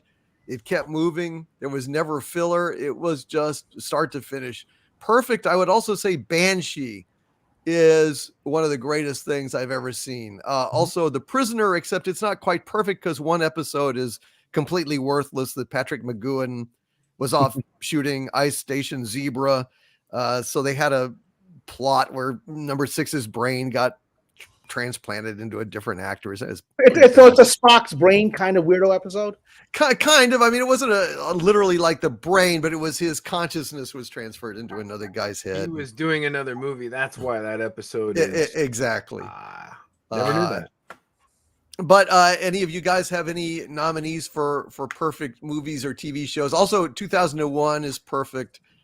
I think Forbidden Planet is pretty much perfect. What do you guys think? Anything? Chinatown? Yes. I hate that term perfect because there's no such thing as perfect, but I mean, it's kind of subjective. Everything you said is pretty good. I mean, Casablanca, really, that movie is so amazing. I kind of want to say Raiders in its own genre. Oh yes, but there's the good, the bad, and the ugly to me. That's Unforgiven. Yeah. But the good, the bad, and the ugly for me, it's like a Western, mythology tale. It's like if you were to take those Greek mythology tales, but you made it into a Western. That's right. It's just magical, That's I other than that, I won't go there because I just like the things I like. I don't like them because they're perfect, Yeah, I the way that I rate movies is on a 5-star system, and the 5-star system. Basically, if it gets 5 stars from me, that means it's as perfect as that movie could have possibly been. And that way, it's like, budget doesn't matter. Stars don't matter. None of that matters. It's like some movies are more ambitious than others. And I think a movie like Little Shop of Horrors, the musical by Frank Oz, is perfect. I mean, there's not a damn thing that I would personally change about that movie. Same thing with Brazil. But any other movies that you guys would mention that are your favorites? I'd put a few on the list. I would put 13th Warrior on the list. Yeah, right. I feel like it is just an absolutely, for what it's trying to do, it was absolutely perfect. I would add in Practical Magic, believe it or not. People will laugh at that movie and be like, "Oh, come on, it's some stupid rom-com." But look deeper at it, it's really solid. Mm-hmm. And the TV series that I would say was perfect and was killed well before its time, Space Above and Beyond. Yeah, a lot of people love that. I've only seen it once, and I was pretty young, so I can't speak to it, but I did watch it. I watched all of it. I would also say Peacemaker to me is perfect. Kelvington, would you agree with that? Oh yeah. And like we've hit a lot of the movies. Some of the shows I would hit as perfect or as near perfect as possible. I'd throw Farscape in there, Life on Mars. There's one nobody has seen. It's called Devs, Devs, and I think it's 10 episodes, and it is as perfect a television show because it's done by one director, one writer, and they just did it. And it talks about the concept of multiple realities and going back in time and things of that nature. And it does it so well, and it hits on a point that I have thought about for years and years, which is there is nothing random in the universe, and they hit it on it so perfectly. Like they explain it away. Justified was a really perfect show. Even Rick and Morty, I would say, is a perfect series. Wow. Those are good. Yeah. Everybody's hit on the movies that I would put on the list, but as far as television goes, the Twilight Zone stands above everything, in my opinion. Yes, it's a great show. There's no doubt about it. The original. Yeah. Oh yeah, of course. We had a few good episodes on the on the Forrest Whitaker one, which was my first job. We had some. Okay. There were a few. I would also. There were a few. My episode, the one where Katherine Heigl was sent back in time to kill baby Hitler, it's a good episode. It was. It holds up. Damn near everything Rod Serling did was probably next to perfect. Yeah. Night Gallery. I love Night Gallery. It was a lot of fun. I'd love to have some of those paintings, Oh yeah, I looked them up. They're gone. I tried everywhere. They're not at the Universal Prop Shop.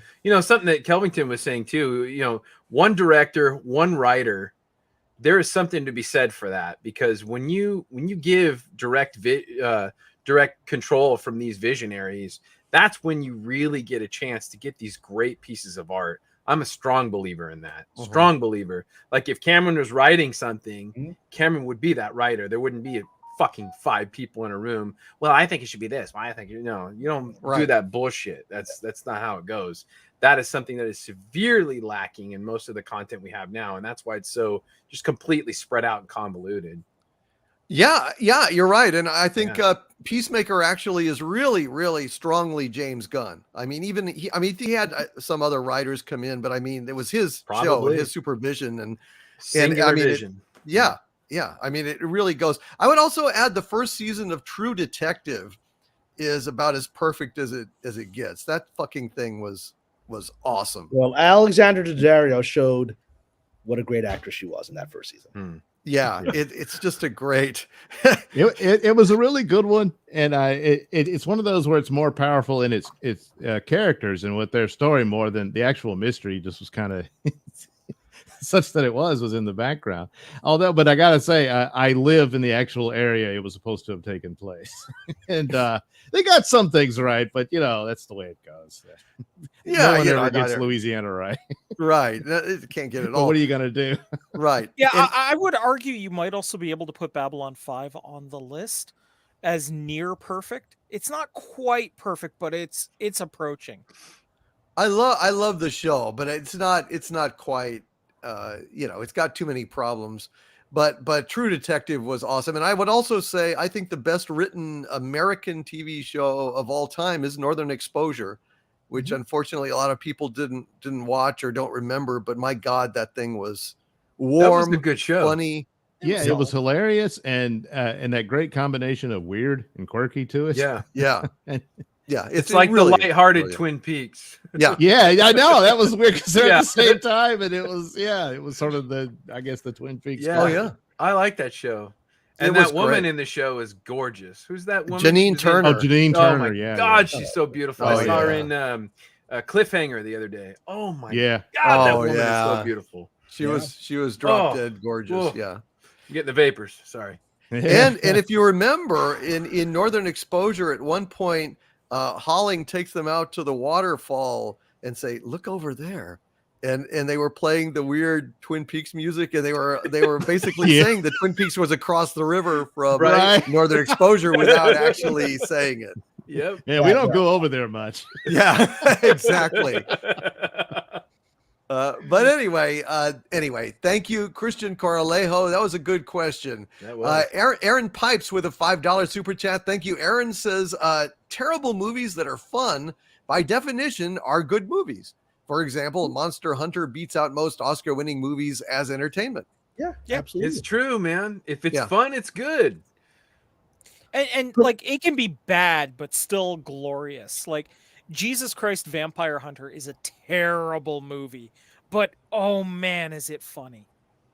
I'm not. I know Abraham haven't Lincoln heard that Vampire one. Hunter. I'm not Jesus Christ Vampire Hunter. Oh, it is so like it is probably a D-list movie that should never have been made, and yet moments in this movie are hilarious. Everything from a group of atheists pouring out of a van to attack Jesus Christ to prevent him from existing, Ah. to when Jesus is fighting vampires, he grabs a pitcher of water, crosses in front of the pitcher, takes it into his mouth and spits it at him to obliterate a whole bunch of vampires. It's that great and that dumb. And No, I think there's- Kelvington managed to find Wow. it right there. Oh, there's okay. All right. I mean, that's. I'd you heard know, of Abraham Lincoln. What was he? Was the vampire hunter? Right. yeah, well, it was based on the book, which was a fun book. Yeah. So on this, one of my favorite movies, the year that Avatar came out, I saw Avatar once. I saw Piranha 3D 5 times in the theater. 5 times. First time I saw it, I was like, this is an incredible movie. Then 4 more times I dragged snobby screenwriter friends of mine to go see it. And they're like, this is an incredible movie. I watched it 5 times. It's a great movie. Yeah, I mean, fun is sorely lacking in Hollywood these days, and so I mean, a movie that's fun. You find a movie that's fun, you found something golden and rare. Yeah. It's basically a unicorn at this point. So I would Yeah, I would also recommend 2 movies. The American Astronaut, for me, is a perfect movie. It was shot probably for a few $100. I don't know. It's one of the most original, unique, hilarious, bizarre movies I've ever seen, and I would absolutely say it's one of my favorites of all time. And what was the other one? I just had it in my head, and I just knocked it out of my head. I hate it when that happens. Oh well, it's gone. I'll try to remember it later. Okay. Let's continue on here real quick. Summer Horse, who's been a channel member for 7 months at the Dumentite level. Thank you, Summer Horse. Says, hey everyone, I've been doing taxes all day for friends and family. It's definitely time for a fun break. Well, you came to the right place because we are having fun here tonight on Pop Culture Breakdown. At least I am. I hope you guys are too. Christian Coralejo with another $5 super chat. Thank you, Christian. Says, random question. Have any of you watched the sci-fi series Defiance? It aired a few years ago and had a tie-in game. If so, what are your thoughts on it? I watched, I think I watched a couple of episodes of it. It was okay. I liked it. It didn't really suck me in, and I got distracted and moved on. Did anyone else watch Defiance, and what'd you think? I didn't see Oh it. yeah. I enjoyed it. It was done kind of in the same era as Warehouse 13 and a few Right. other sci-fi shows. I think I watched the whole thing. It had a nice kind of linear story. I didn't hate it, but I don't think it rose too far above the Sci-Fi Channel's, general spec show. Right. Yeah. Right. Which is, that's exactly what I thought. What was that movie? There was a really weird movie that was like largely shot in Norway or one of those kind of, movies. It was over. It was on, I think it was on was it on Sci-Fi? It's like Defiance. Oh God, it was set in like the frozen north, and they're digging stuff, and they dig up this mammoth carcass, and all sorts of weird shit starts happening in the town. It was really God, I can't remember the name of it. It Yeah, was Christopher really good. Eccleston was in that. The first Doctor for this new era was in it, and I'm trying to find it right now. Yeah, I'm I trying to remember it well because it was a bacteria got released from the mammoth. The woolly but it was mammoth turning on- people like into weird, fucked up zombies, and Yep. and there were like people exploding with wasps, and it was really weird. Anyway, Fortitude. Fortitude. Thank you. Fortitude was the name of the town, and Yes. and that was a bizarre movie. Definitely worth checking. A series, not a movie. It was a Yes. series. Did Definitely that worth come checking out? out. Did that come out around the same time as Eureka? Yeah, Okay. yeah, pretty much. 2015. Fortitude is 2015. Yeah. Okay. So yeah, that it was good. I advise you guys to check it out. Infinite Wanderer with a $10 super chat. Hey, thank you, Infinite Wanderer, for that. He says, for context, the man emperor of mankind, not a god, Corion, is a psychic skeleton wired into a life support system that takes the shape of a golden throne, thus a giant golden toilet. Well, okay. When you use the term, okay, first he is referred to as the God Emperor of mankind, so God is implied. But we could get into a whole debate on the Warhammer 40K mythos. This is just not the right channel to do so, though. Yeah, for right now. Yeah. And Joe Doyen with a $2 super chat. Thank you, Joe. Says there needs to be a Warcraft movie reboot. I haven't seen the Warcraft movie, although I understand people liked it. I don't think you can make a Warcraft game that is not going to be is not going to disappoint somebody. That's Right. the problem with touching that franchise. Yeah, I can see that because it's so passionate. People are so passionate about it. There's no real way that they could make everyone happy, or even most people happy, unfortunately. Why not be inspired by something like a video game and make up your own brand new property? Absolutely. That's the best advice anybody can take right there. Do your own thing. Do your own thing. Make your own kind of music, as the song goes. But it's expensive. And having IP, even if it's Gilligan's Island, means there's some awareness of it.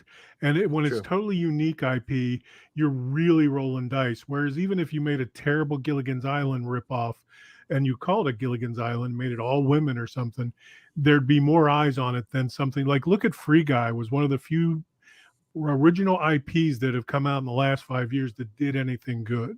And they're going to make a sequel to it. But at best, like they spent $250 million on that film and it made 500. So after advertising, they made $100 million. That's a big fucking bet on something that, if I made a Gilligan's Island movie, I could make 200 million. It would cost, 50 million, and I would get way more money on that bet. And that's why there's no originality left in Hollywood. So you have to understand it's a betting game.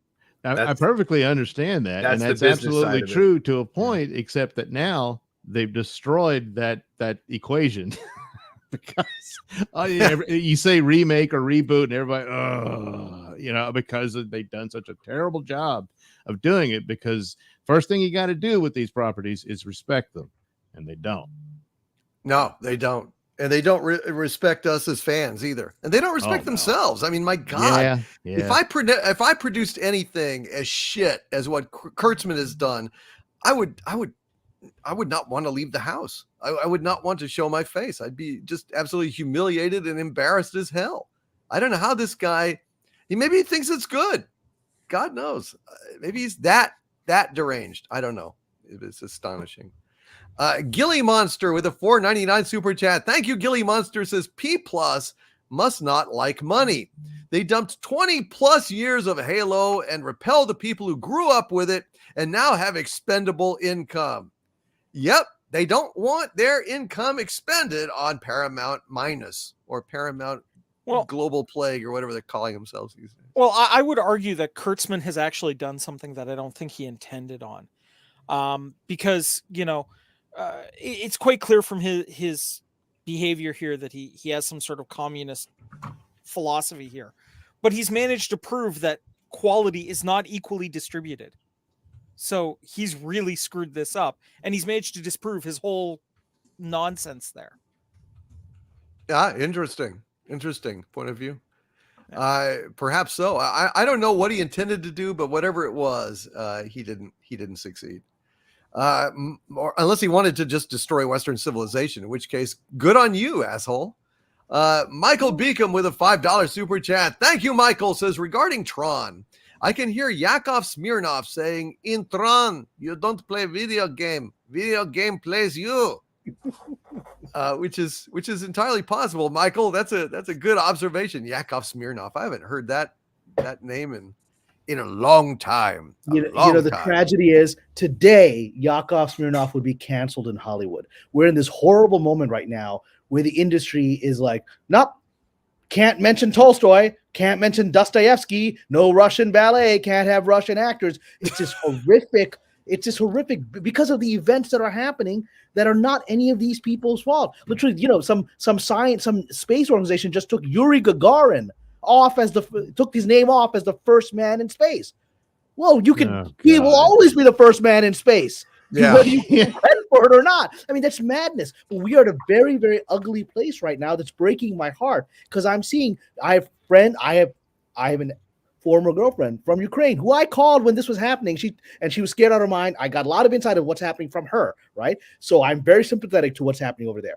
I also have friends who are Russian origin actors here who can't get work right now because they have to, no matter how much they publicly condemn on their Instagram what's happening, casting directors don't want to bring them in. It's a really, really ugly, weird moment we're in. And Russia has produced some of the greatest artists in human history consistently. Yeah. And they're doing it today. Helen Mirren is Russian, right? I mean, this idea of canceling Russian art is madness. Well, it is, and it's really weird because I've been watching, tennis. I love to watch tennis, and in Indian Wells, the Paribas Open, they are making. Look, they basically told one of the greatest tennis players in the world right now, Medvedev, that he basically, this is crazy. Look, I am no fan of Russia. I do not support what they're doing. I'm disgusted by it, and I stand with Ukraine.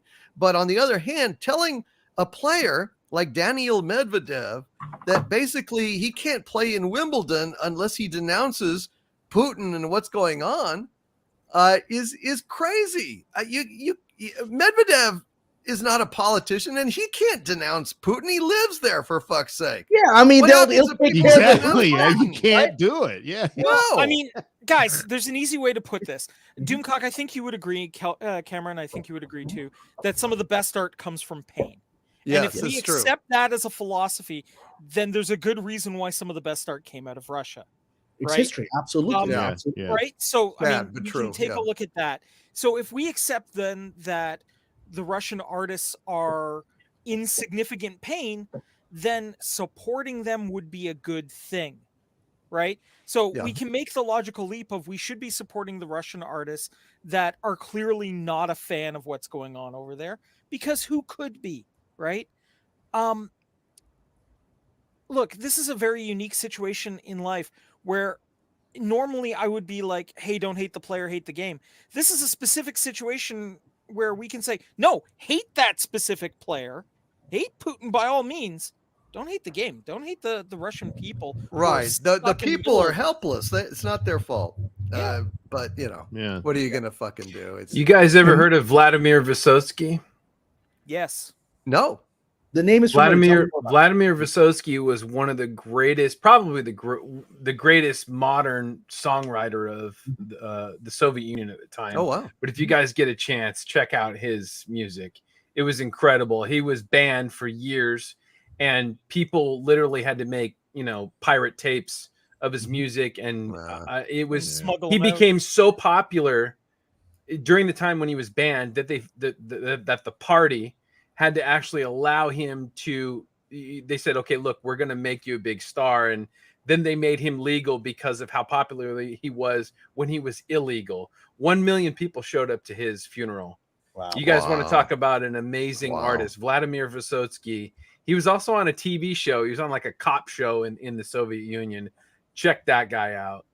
Incredible fucking artist. I will. Incredible artist. Yeah. And just so you know, Yakov Smirnoff is still touring to this day. He's going to be in Sarasota, California on April 22nd. And he has a 2,000 seat theater in Branson, Missouri, which he sells out on a regular basis. Even though I find him to be a one-note comedian, he's still around. Yeah. He's got a fan base. Yeah, he's got a fan base. So remember, if it's fun, it works. Yeah. Well, what he did was this. He humanized the Russian people at the height of the Cold War to the American people. That's true. Right? Yeah, he brought his whole Russia, in Russia, Russia do this to you. That joke, that joke became universal. And this guy was a refugee, right? He was an escapee from that system. And he created more bridges of humanity at the height of the Cold War than anybody else, in my opinion. Yeah. Nope. Yeah. That's absolutely true. So it's sad. It's just a sad situation all the way around. And and the lesson there is like Cameron talking about people with Russian names not getting work now because of this nonsense. And that's the easiest test in the world of what is bigotry is in the broad brush, and it's been applied. And so there's all these explanations and nuances and stories there, and the different positions people are in. You got a tennis player, they want him to condemn him. If he goes back home, he's in prison or worse. I see you do that. I mean, this type of thing, it's like it's too simplified and stuff. And just the idea that you're going to deny someone a job just on that is unconscionable. Yeah, and artists have consistently stood up to tyrants throughout history and in Russian history. Yeah. So to then add this extra, you have to prove yourself. That's their whole legacy of Solzhenitsyn. I mean, this legacy of Russian artists and writers standing up to tyrannical systems goes back. Soviet Union goes back to the Tsar, just keeps going back, man. That's their culture. And to then put them under that, well, you got to prove yourself. I don't got to prove myself. I got 200-300 years of Russian artistic history to prove, the loyalty towards the human condition that the Russian artists express. Yeah. That's typical woke fucking bullshit right there. They're Yeah. such fucking hypocrites, and I think we can stop talking about Russia and all that shit. Yeah, I agree. Yeah. On the good side of this, I remembered the movie that I was going to recommend that most people don't know about. It was part of the kind of a millennial video project at the turn of the millennium, in 1999, 2000. It was a series of video things that were deliberately shot on video, and it's like cheap looking video at the time. But this thing was called The Book of Life. And it was remarkable. A remarkable short film. It's only about an hour long, but it actually played in theaters. It was so good. I went to see it in theaters. I owned it on videotape. I mean, not on videotape, on a DVD. And it's basically about Jesus coming back to open the book of life and fulfill the prophecies. But it's done with such warmth and humor and indie movie strangeness that you just have to see this movie. It's got, I can't remember the guy's name, but Jesus comes back. He's a nice looking guy, in a business suit, and the Book of Life is a MacBook, and part of it takes place in a bar where there's this depressed looking guy that kind of talks like this, and he's obviously the devil. and it's like, oh, when we turn to 2000, they say the world's going to end. Hey buddy, do you think the world's going to end? He says it's been prophesied, and he's very upset about it. And every once in a while he'll be running around trying to thwart things or come up with a scheme to change things, and they'll have like a microphone on a stand in the foreground, and he'll be like running through the scene, and he'll stop and he'll see the microphone, and he'll come up to the microphone and he'll do a little monologue talking to you about what's going on and then run off. It's really funny. It's really warm. It's really wise. It's a remarkable piece of filmmaking. So I would advise you guys to check out The Book of Life if you can find it. It's a really, it just shows what you can do with great script, great actors, and zero money. Mm-hmm. It's fucking amazing.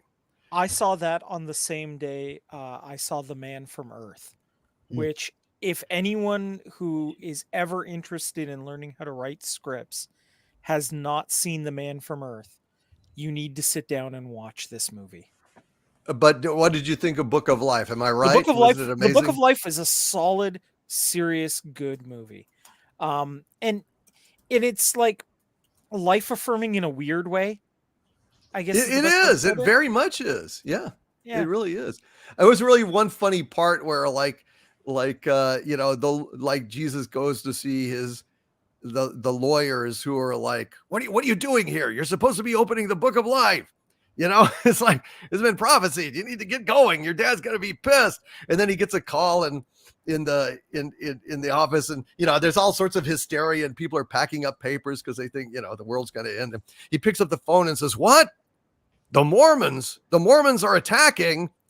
And Jesus looks at me and says, who are the Mormons? It was a really funny, stupid, funny moment. It's a dumb moment. Anyway, it's a funny movie. And it's not at all. It's just a celebration of humanity. And it is absolutely, ultimately, extremely optimistic. So I would recommend it entirely. Okay, end of preaching. A few more super chats, and I want to give Douglas Nelson a chance to rant about Picard. Basil, the Pumpin' Seagull, with a $5 super chat, says, Cameron, my dislike of Tron is partly due to everyone hating Automan for ripping Tron. All it did is take the visual style loosely. Different story. What do you think? Well, if anyone hasn't seen Automan, and I'm sure a lot of people of the younger generations haven't, it was this really revolutionary TV show. I think it was only one season. And it was this fun thing about essentially a hologram that comes to life and solves crimes. And he was like this, and he had like this cool, thing called cursor, because at the time we had our Commodore 64s and we had a cursor. We're like, oh my wow, there's a cursor on the screen, right? And it was a very, very fun show. As a kid, I sort of knew that there seemed to be inspirations between Tron and Automan, but I loved the show as a kid. It was real. There he is, glowing Automan. He was great. And it was it's a classic example of 80s television, which didn't take itself too seriously, but actually advanced technology and science and special effects forward. So I understand what you're saying. They both have their own place. Tron, I hope Tron comes back stronger than ever sometime in the next decade. There's still talk of them resurrecting it. I've always said I'd love to see a modern Automan, because that was like up there with Manimal. Do you guys remember Manimal? Yeah. Oh, yes. The guy who could turn into these animals, and special effects were really cool for the 80s. I mean, yes. 80s best television, Mr. Belvedere, Manimal, Automan, the best TV ever, man. Knight Rider, Airwolf. Hey, Basil, listen, Basil, if you don't like Tron, man, stick to your guns. Okay, whatever you don't like, stand by that. That's fine. You don't have to explain it. Totally support it's that. Totally fine. Yeah, just an opinion. Yeah, you know we're what I safe mean? place here. Whatever you like or don't like, hey, it's all good, man. Amen. We don't chastise anybody for that stuff. No. So, yeah. If you don't like Manimal, well, I guess you have no taste. I mean, exactly. Manimal. Exactly. Bullshit. Exactly. Hey, I along the lines of Manimal, if we have guilty pleasure confessions here, one of my favorite shows that I know is painfully bad, but I still love it, is Nightman. Oh, yeah. With Johnny Domino is playing a sax in nightclubs, steamy nightclubs at night. Yeah. And he has a hologram of himself that he puts on where they can't even tell the difference It's so between bad. Johnny This sounds Domino and his awesome. I wanna hologram. watch And he's this. Yeah. I know. Oh, and, man. and the flying scenes, he looks like he's being carried by an invisible cat, like a kitten by the scruff of his neck. Yeah, remember that? It's a Yeah, I'm flying like cat. That's Manimal because he could turn into a panther. Remember, he could turn into there'd be this random Yeah. panther running around New York City and nobody noticed Yeah. because that's Manimal. I like Manimal. I like that show. Hey, you know what? I love the Star Wars Holiday Special, and I don't give a shit what anybody says. I love that shit. I saw it live on TV as a kid, and I Holy thought it was shit. a work of art at the time. It's Oh my fucking so awesome. God. It's the best. It's the best 70s Oh my retro God. weirdo All right. bullshit ever. Best. All right, so my guilty pleasure, which I understand is very divisive, but hear me out on this. Captain Power and the Soldiers of the Future. Yes. Oh yeah, that Yes. was good. That was good. Why is it I never divisive? watched it. I mean, didn't watch You it. don't like that? It's bad, but it's good. Oh It's the only God. way I can Okay, describe That's like it. saying right. Battle of the Planets was bad. Zoltar, man, come on, how can I like that stuff? Corione. Okay, real quick. I had the ship, and the Yeah. cool thing about Captain Power was I had the VHS tape, and you could use the ship to shoot at the VHS tape, and it would interact. And if the Ooh. enemy ships would shoot at your little toy ship, your little guy would spring out of the ship. It was fucking awesome. Hey, It that's was pretty terrible. I advanced mean, for the our acting childhood. was fucking awful. You could see like the slate and shots and shit like that. It was really bad. The Oh, yeah, production, and I mean, it was I really counted bad, at but it least- was so much fun. I'm totally with you on that. Yes. Yeah, I counted at least 15 times I saw the boom mic. But you know Yes. what? You know what? But like for a concept of let's take a TV series and build the toys to interact with the show. That was Yeah. a fantastic idea. I agree. I mean, the writing is, like the execution was not great, but the writing was really solidly there. I mean, It's you take a look at elementary, the yeah. writers, like you take a look at the writers list and you're like, what the hell is JMS doing attached to this, right? And yet it's there and it's good and it's like it's lame, but for a concept, it was so good. And they've been talking about making a reboot now for like a dozen years. And I'm so hoping they do it because I would love to introduce my kid to this, but so that she sees it this way and not the original way, which I swear would induce a seizure in normal human Yep, beings. that it would. It was kind of based on that light gun NES type technology where it would flash at the screen and that kind of thing where it was I can't really explain it. It's a real basic It was technology. infrared. Okay, They that's would it, yeah. broadcast infrared images, and the toys would pick them up and react to them. Yeah. Wow. Oh, Yeah. okay. That's I loved clever. it. I When I was a never kid- saw it. Oh man, I had many Captain Power toys when I was a kid. That was Wow. that was a big deal. Yeah. Well, I'm DC, not. if you've got a weekend, it's worth checking out. Well, I'm not done with Nightman. Damn it! So Look, All right. you gotta One love shitty his show at a time. One Listen. shitty show at a time. Exactly. It's Johnny Domino, who is a hot sax player, in one of the hottest musicians in San Francisco. He's doing a concert on a cable car. How many people can you fit on a cable car? Not a lot.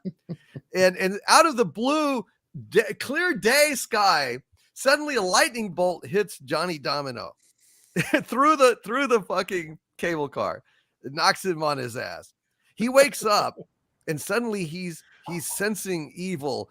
And in every episode, in the title, they have Patrick McNee, from Battlestar Galactica, Count Iblis, and of course, Yeah. the Avengers. And he Yeah, yeah. says, Johnny, your brain has been tuned to the frequency of evil. Now, that is just so fucking I mean, it's just, you gotta love it. And I have a plea out there. I think it's a bootless plea, but I'm going to make the plea nevertheless. I genuinely love the music on Nightman. There was never, to my knowledge, ever a soundtrack. That there is no bootleg soundtrack. But if anyone out in the world has the music from Nightman on a CD or whatever, I would really, really love a copy. So I don't think it exists, but if it's out there for some weird reason, I would really, really love to have that music. I genuinely like the music. So anyway, that's my pitch there. But you gotta love Patrick McNee I mean, he's just fucking awesome. I I love love on Patrick Battlestar McGee. Galactica, right? There are those who believe that Right. life here began out there, far across the universe. It's just fucking great. And you know who believes that? The Mormons. Yes. Because Glenn Larson was a Mormon. That whole show was Mormon theology. Yeah. That's right. It was. That's what it was. which is super amusing because the reboot BSG borrows an awful lot from pagan mythologies Mhm. now.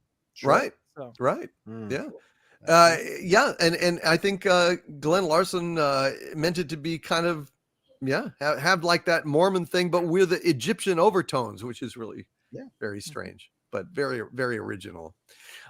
Anyway, so let's talk a little bit about Pucard now. Wait. Look at what Gary's showing us. Oh, holy shit. Look. Okay, really quick little tidbit of movie history or of TV history. These are the qubits from the original Battlestar Galactica. Wow. Oh my But you God. mentioned Glenn Larson. Look at the symbols on the qubits. Oh. GL. yeah. Ah! Interesting, Oh, huh? You're gonna have your signature on it. man. Yeah. Wow. Little tidbit of Battlestar Holy history. shit. And In those are his worth more than vast $1 today. warehouse. That they are. That they are. Oh, Yeah. man. I bet I had they're a worth thing their for weight Steve in Huff. platinum. I was gonna say, what's the conversion between them and gold press latinum, though? Oh, That's it's got to the be real like 10,000 to 1 or something. Holy Or crap. $4 man. Canadian dollars. Yeah, See, there you go. The reason I love the Ferengi was they were actually the only like real characters in that world because like they're still capitalists. So I love Star Trek, but I never bought into the Star Trek fake economics. The Right. Ferengi Yeah, are- right. It was bullshit until the Ferengi came around. They're like, okay, these are people we can deal with. Yeah. They were the grown-ups. Yes. Buddy. And now leaving behind the world of grown-ups, Douglas, I don't want your sacrifice to go in vain. You watched this latest episode Oh my of God. Star Trek P Hard, and I think you should be able to have your say. So the floor is yours. All right. I call it Star Trek P-Shart.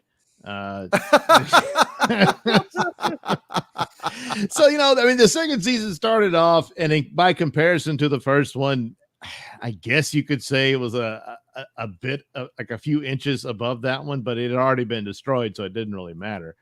Right. But then by the previous episode, you got to, okay, what are they doing here? And of course, it's all about, I guess not all about it, but for right now, it appears to be ICE is bad and immigration law and all that stuff. It's unfortunate Mexican Iron Man isn't here because he could weigh in on it a lot better and all of that. But that's what they do. And hey, you got a character named Rio, so let's exploit him for that and all this stuff. And that's basically all he's there for that episode. And idiot things like ICE agents can't speak Spanish, which you really can't do your job on the border if you. But anyway, so that's all that ordeal that they exploit in the episode, and and then the rest of it is just boring, meaningless crap. They had to recast Whoopi Goldberg as Guinan in it, so they brought in a new Guinan because they can't afford the CGI technology to CGI Whoopi's face on her to be the young Guinan. Oh yeah, that Guinan's quite attractive. I know. I mean, it's much. But I mean, she looks They got a nothing hot like. new Guinan? Yeah, That's supposed to be Guinan. It doesn't look Supposed to be anything like Guinan. Guinan. She doesn't have any memory of Picard. As you recall in the show, they did meet at the time. Yeah. They had that adventure with Mark Twain and all that stuff. Of course. So she doesn't remember any of Oh, that. that's stupid. There's no explanation for why her appearance is so different, and her personality is completely. This is an entirely different character. This is not Guinan at all. She's there to be depressed about losing her bar because the American economy is crap. Which I mean, okay, it is now. But also she's all depressed because humanity is terrible. They're destroying their planet. So that's Well, maybe she's a robot Guinan. I would hope so, but I did. They didn't think that through, Cameron. They're not going to bother to explain She it. identifies as Guinan, and that's good enough. Yeah, good. There you go. Yeah, and they didn't think of that either.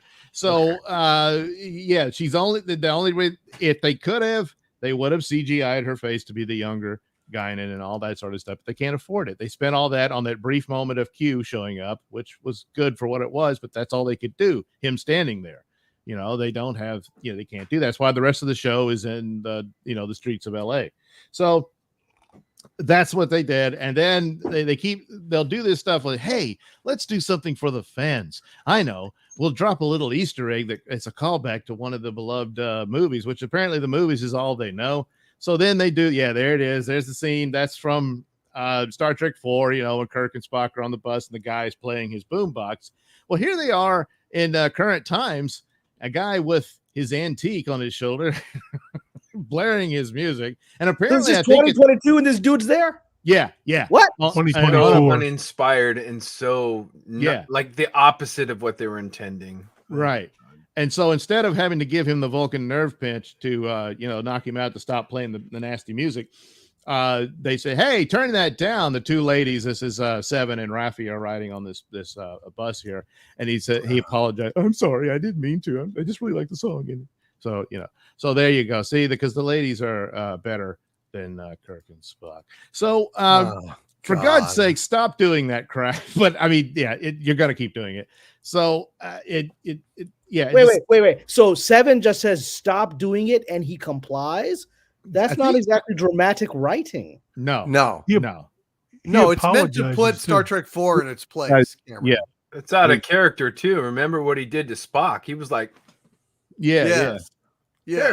Yeah. Well, he's changed. Isn't this guy wondering how he ended up from 1984 to 2024? I mean, did he fall through like a time warp thing?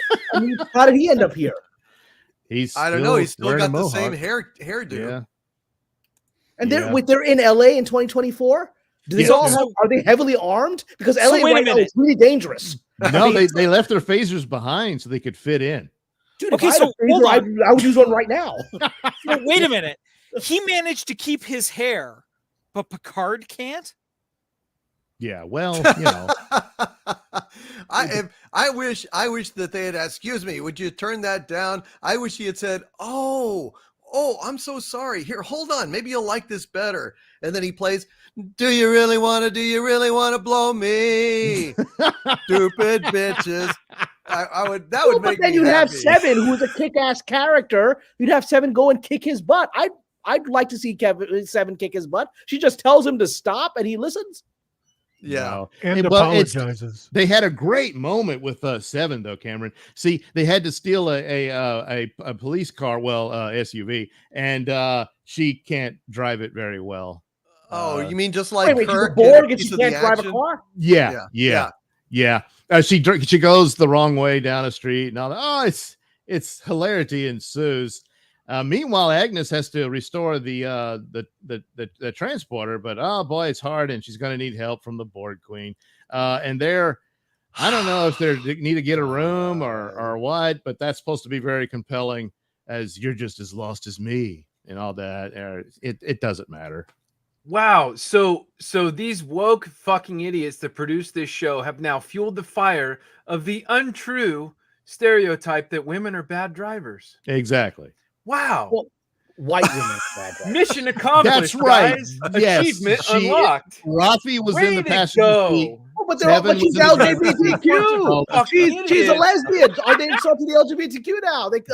That's right. Boy, they just can't keep it. Well, I wasn't gonna. Oh, but she.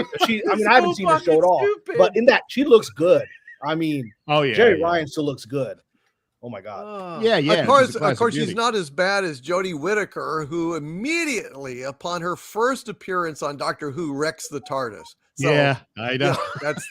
That's even worse. Wow. Boy, they missed a lot of stuff on that, and then the shape of the sonic screwdriver. Boy, they really they just were not aware of anything. Yeah. So that's the thing. They never think any of this stuff through. They don't respect the property that they've got, but they also don't respect what they've made because they don't pay attention to anything, So they have their little, I guess, supposed to be Thelma and Louise moment, running around being chased by the cops.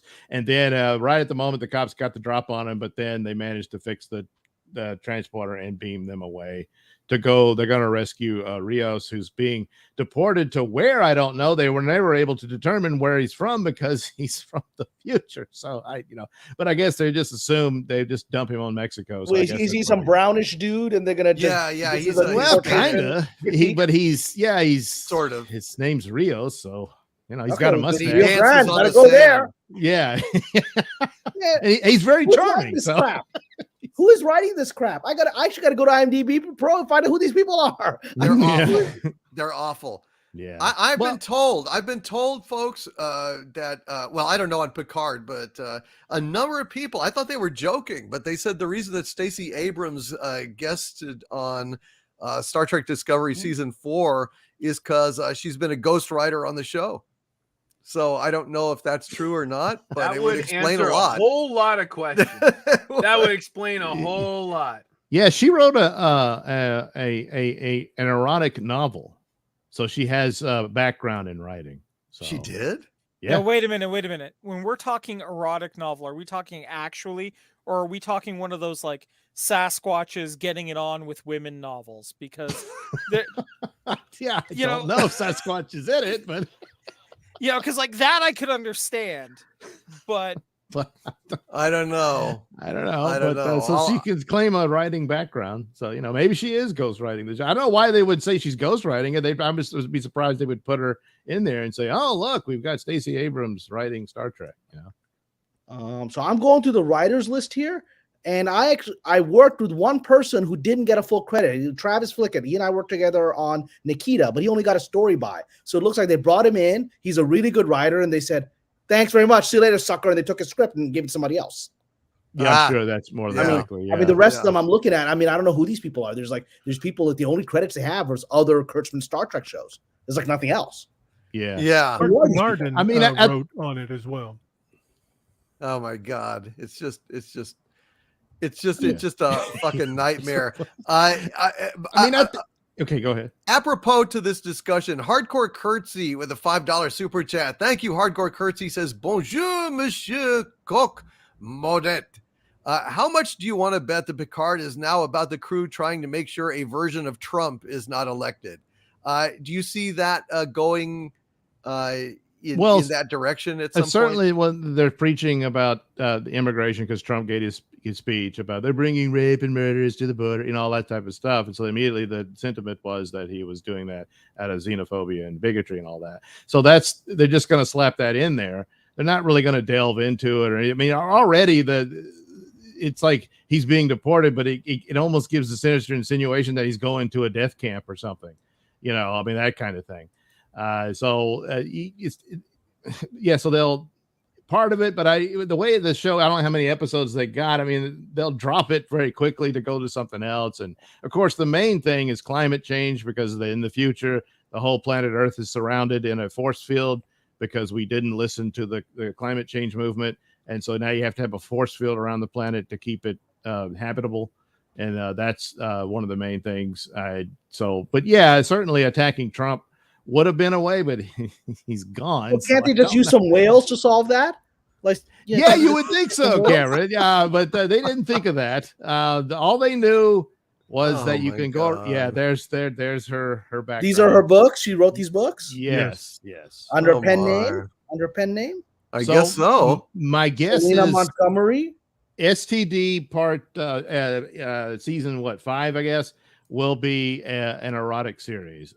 Michael Burnham getting it on with whatever. We have to appeal to all the plankosexuals in the audience. Yes, the cellulose sexuals, the wood sexuals. I don't know what you want to call them. I gotta be. I'm still going through the writers list on IMDb Pro. I don't know who any of these people are. Right. I believe they have no credit. Who are these people? Well, I can guarantee you they're cheap. And guys, Cameron, it's also possible that these names are completely aliases in order to protect the writers for future projects. Maybe That so. could be. Gary, Gary, what are you saying? I remind you guys that there's another season of this fucking bullshit coming out. There's a third season coming of this shit. Yeah. Yep. So It's stay already tuned. shot.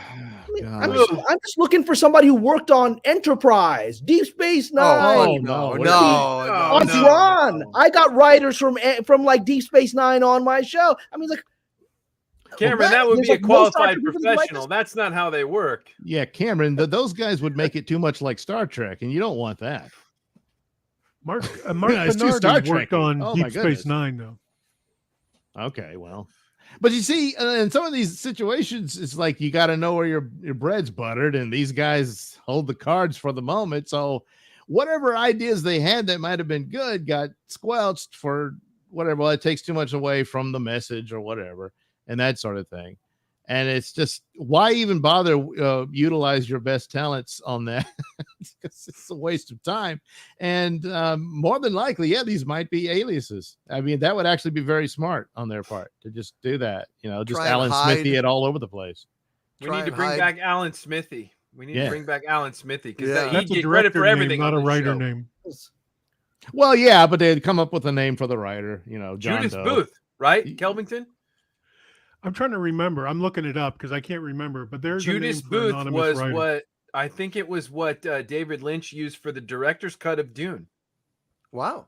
Was the writer's credit? I think it was Judas Booth. So bring that one back, guys. Judas Booth.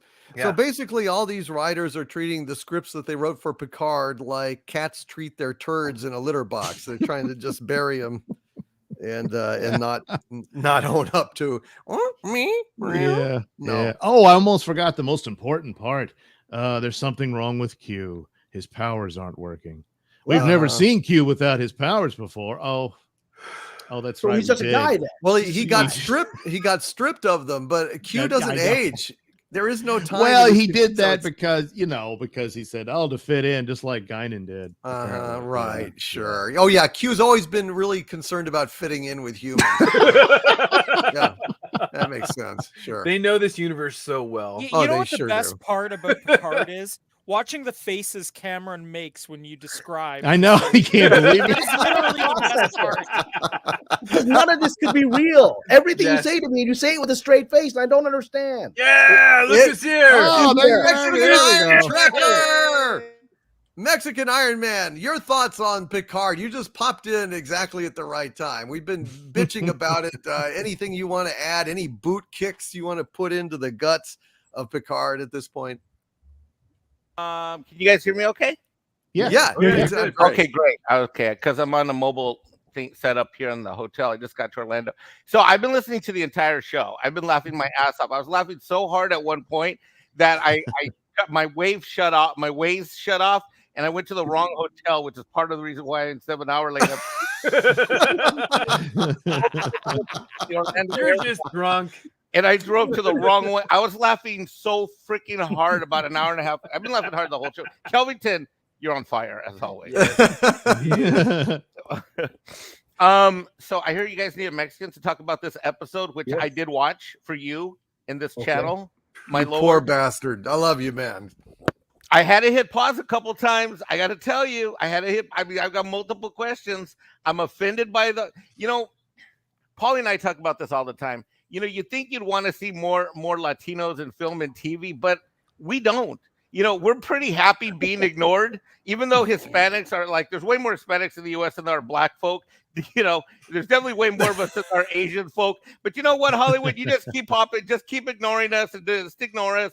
I mean, you know, Spielberg didn't like us for our little musical. You know, it's okay. You know, I mean, we're okay. You know, Mexican people, we're not that high maintenance. You know, we work hard and we don't complain a lot. But tonight I got something to fucking complain about this fucking episode. Wow. All right. Let me tell you this much. I found this whole immigration thing is completely offensive, number one. And it's offensive not just because, like, if you're going to write some Latinos in, let's write them into, like, first of all, they didn't even really write any Latinos in, but they brought in Latino immigration, whatever the fuck. Number two, I'm offended for the way the ICE officers were treated. I've had a lot of interaction, and this is just ridiculous. We're in California, it's 2022, 24. What fucking year is this in? I don't even remember. I mean, 24. Okay, there is zero chance that any kind of community services clinic is getting raided by ICE in the state of California at all ever, any more than any restaurant is or anything. It just does not happen in California, this doesn't happen in general. And if it does, guess what? Border Patrol agents and ICE agents have people that speak Spanish. I mean, I'm like, did Steven Spielberg, the guy who did put down subtitles the other day for West Side Story, is he involved in this thing? What's going on here? This thing was completely ridiculous. Why is there a boombox in 2024?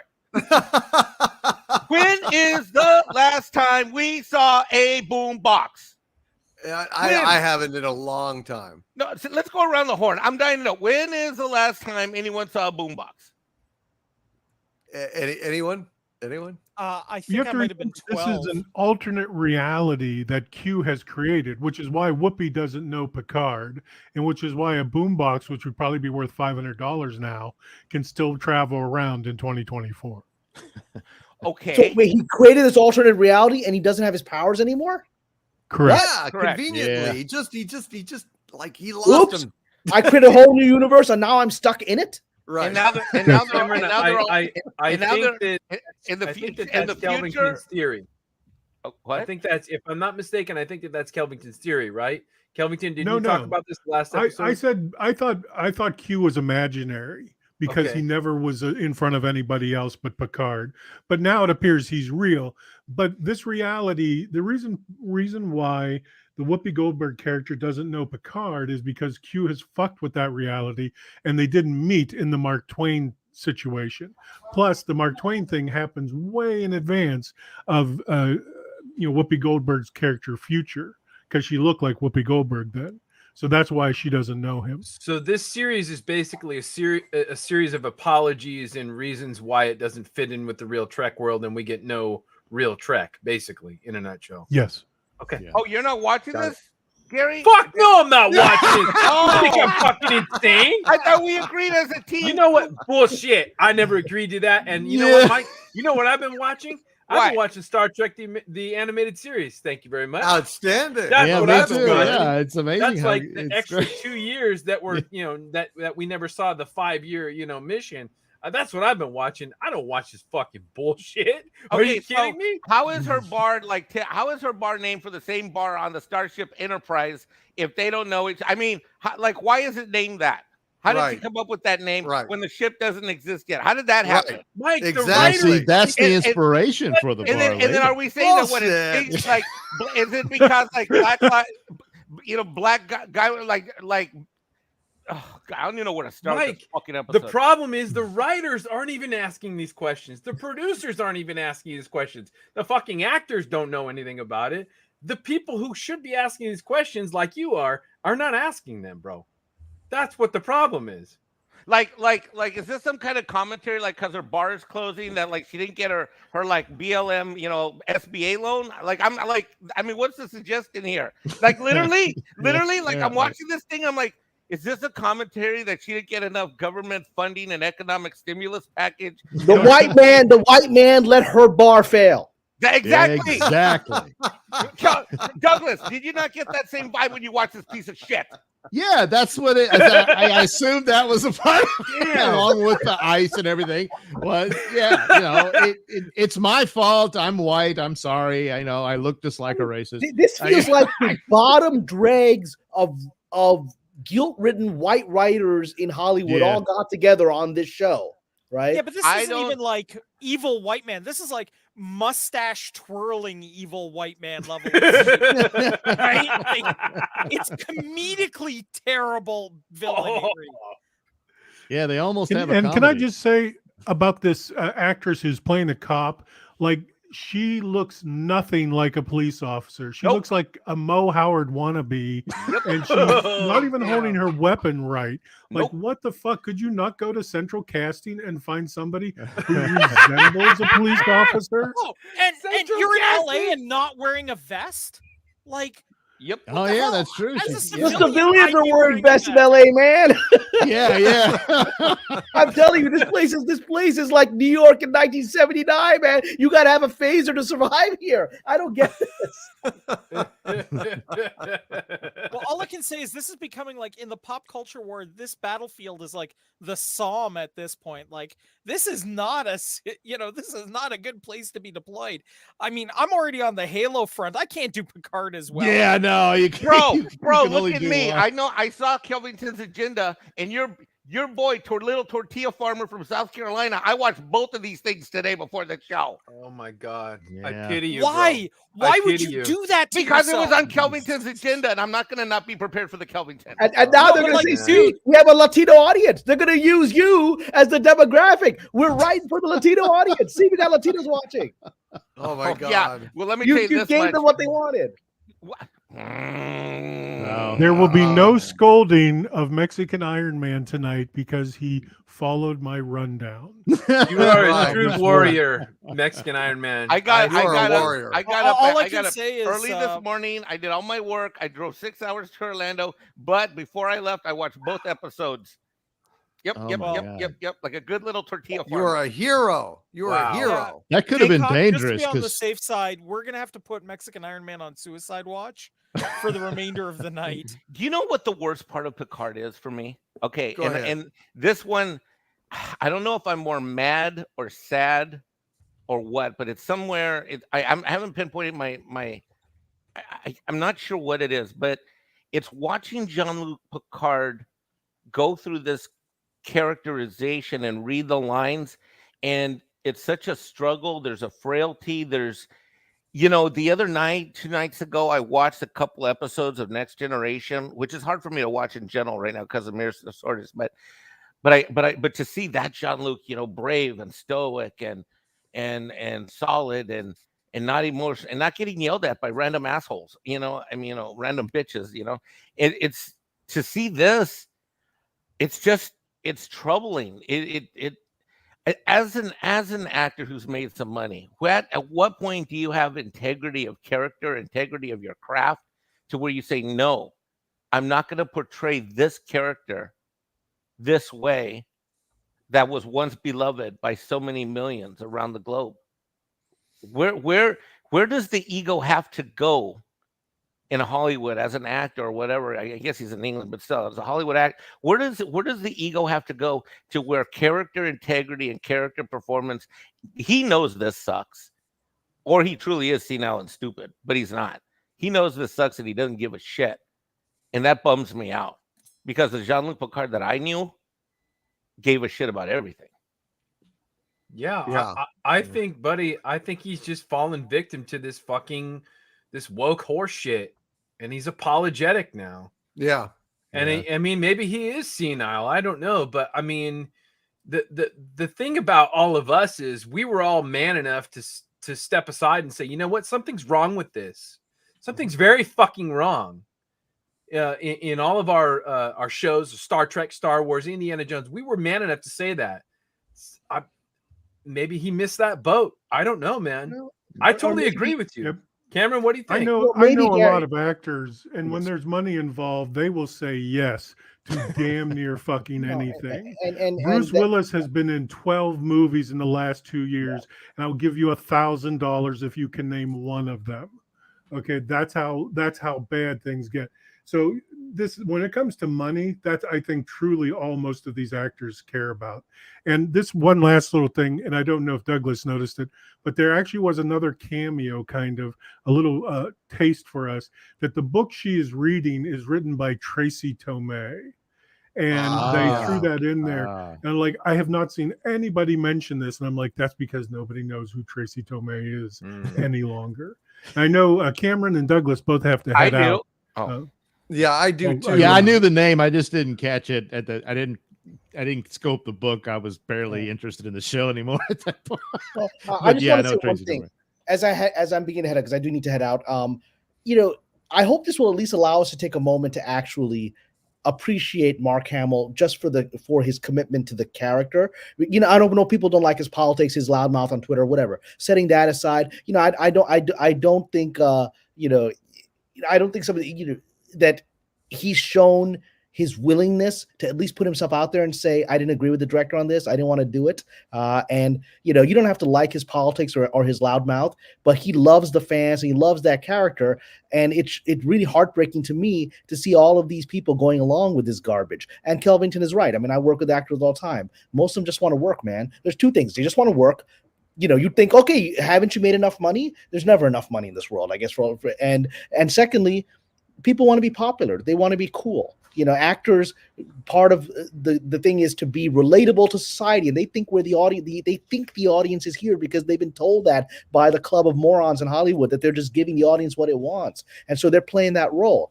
But you have to have somebody like Mark Hamill who, you know, says this isn't what the audience wants. He has enough integrity of his character, whatever you think of his politics. He has the integrity of his character to say this isn't what the audience wants. I'm going to warn them off. I'm going to warn them, and he's never. And so at least give him that credit that we're seeing all these other actors said, I'll take the check. I'll take the check. He didn't do that. He took the check, but he was also contractually obligated. I think he was stunned by the material that he got. I don't think he expected the garbage he got. And then he was warning it for months and years afterwards. Please, this is garbage. This isn't right. And he said it fearlessly. And these guys all went along and they're taking the checks. And so let's give Mark, the kudos for that, whatever you may think of him otherwise. Absolutely. Yeah. I agree with that entirely. Yeah. 100%. Yeah. I mean, my politics are at odds with his, but if I'm going to do a Star Wars film or a TV series or whatever, and I got Mark Hamill, you damn right I'm going to listen to the man. You know, he knows that character through and through. And if I've got something wrong, I better take what he says seriously about it. But somebody didn't. Yeah. And then I don't think anybody I want to add something, Kelvington, to the point you made about, you know, actors like we know that they're, you know, money basically steers the ship and everything. But I do remember hearing a story about Patrick Stewart years ago about how he said he was traveling to do some show and he was traveling on a train. And he met somebody, and the guy said, "Hey, you're the guy on that Star Trek show." And he said, "Yeah, that's me." He said, "You know, you're really keeping it real." And he's like, "Oh yeah, I really appreciated that." Now, I took nothing away from that conversation other than the fact that he said that he was riding the train. That led me to really believe, or to at least to think, that Patrick Stewart at least had some connection with some humble existence where. I know in United Kingdom, everybody, you know, not a lot of people drive and they like to use the public transportation. But I just thought, wow, this massive star, this huge star who's been paid millions of dollars to play this one character for many years is literally sitting on a train, or at least he claims, has been sitting on a train and he talks to the people on the train. That to me was very humble. And that to me sort of reflects a man who at least understands, yes, I do appreciate money, but at least there might have been some artistic integrity. And that's why I was surprised. If it is the money that he's truly after, I would be very disappointed in Patrick Stewart, because I always thought that he was a little bit more down to earth like the rest of us. Well, could it be that he never loved this character? Could that be the truth? That's what I'm thinking. Yeah. I don't know. He always said that when he did the first season of Star Trek Next Generation, that everybody told him that this show would not continue on, that, you know, you might as well not even unpack your bags in the hotel that you're staying in, because this is not going to be a thing. This is a 20-year-old show and the revival might not work, and you're probably going to just go home anyway.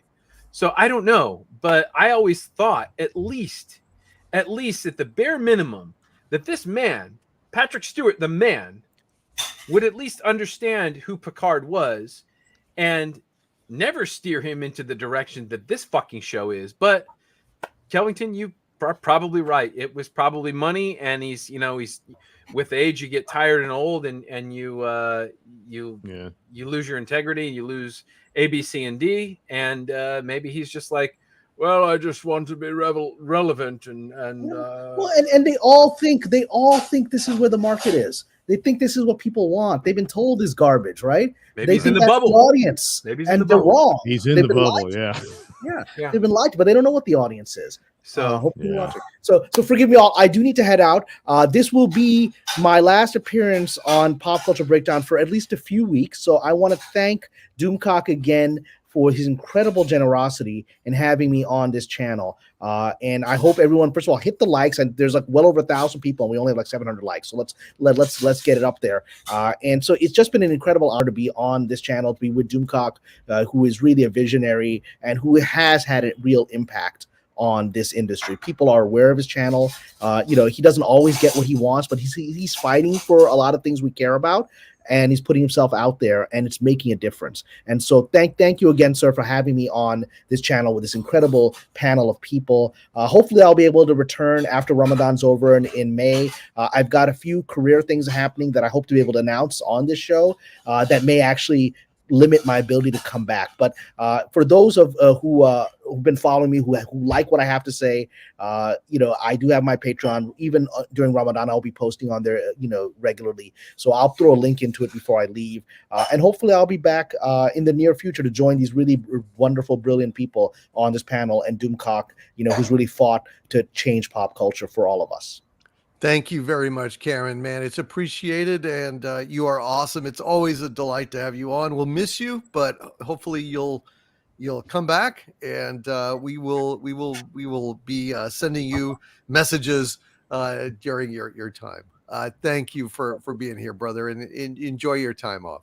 All right. God bless everyone. If you do want to do a piercing the veil this week before, we can reach out and try to make that happen. Let's do it. Yeah, let's do it. Let's make it happen. God bless everyone. Bye, Cameron. Good night, Cameron. Later. See you later. Take care, Cameron. And Douglas, you got to go. Anything you'd like to say, my friend? Yeah, just a quick thing about Picard is like one of the idiot things about it is that he's already had all these journeys, and yet they act like he didn't. This is not an ignorant man. He understands the diversity of cultures and whatnot. He's met all these aliens and everything, and all that stuff, and yet they keep him as someone to apologize. He needs not apologize for anything. The man was a hero and all that stuff, and they just don't understand what they've got. Will Smith took it to Chris Rock. All right. Yes, we're about to go. We're about to go to this breaking news. Folks. Man, the good stuff happens right when I leave. Just when you gotta leave, but I was respecting your need to go ahead and plug your considerable talents. But we have got a hell of a story here. We've got a hell of a story. So Will Smith apparently basically slapped the shit out of Chris Rock live on the Oscars. Will Smith yelled at Chris Rock to, quote, keep my wife's name out of your fucking mouth after punching the comedian in the arm. The unexpected moment occurred during the 94th Academy Awards, which are taking place on Sunday at the Dolby Theater in Hollywood, Los Angeles. Jada, I love you. G.I. Jane 2, can't wait to see you, quipped the comedian on stage at the ceremony. Jada Pinkett Smith could be seen eye-rolling. The comment prompted Smith to stand up and walk on stage, causing Rock to joke, uh-oh. It doesn't actually look to me like he punched him in the arm here, Kelly. It looks like he slapped the shit out of his face. I don't know what this is wild.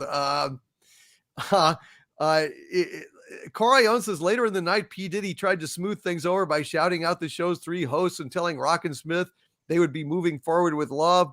Will and Chris, we're gonna solve that like family at the gold party, he said. Yeah, right. So this is like spotting a fucking unicorn. Has something actually happened on the Oscars? I'm astonished. Maybe. Yeah, I just saw it on the TV. I'm watching the video refeed. The guy, he literally walked up on stage and popped him. Wow. You guys can clearly see how YouTube. bad the ratings are for this fucking show that they had to get fucking Will Smith on the mic and say, "Look, get up there and slap him." What the fuck are you talking about? Yeah, just get up there and slap him. We need it for the ratings. This is why they did this. This is I wouldn't be surprised. Yeah. This show sucks. Yeah, the What fact is this stunt? Can I just say can I Idiot. just say in an age of diversity and inclusion, I love that two black guys getting a fight on stage at the Oscars. Yeah, baby. There we go. No Yeah. white guys involved. Hashtag not our fault. That's right. Hashtag Gary, your people get a pass. Hashtag your people. Hashtag I'm safe. Hashtag don't look at us, bitches. Oh well, I got to take off. Fortunately, I don't have to watch the Oscars. I can go to work. Well, hey, so- Doug. Hey, yes. Doug. I will say that my Sunny Side Up was inspired by you tonight, my friend. Oh, cool. So if you get a chance to check it out, I'm not going to reveal it yet, but if you get a chance to check it out, please do. I keep the show running as I get ready to go, so I do hear a good bit of it. All right. Well, so this hopefully I'll is to catch your that. credit. This is to your All credit. right. I appreciate that. Okay, Doug. Speaking of my stuff, you can check out the Mr. Nelson Show at RadioMisfits.com or wherever you listen to your podcast. Oh, there we And you can go. head over to There we go. IndyPlanet.com and get yourself a copy of Night Night, like Gary is showing right there. Thank you, Gary.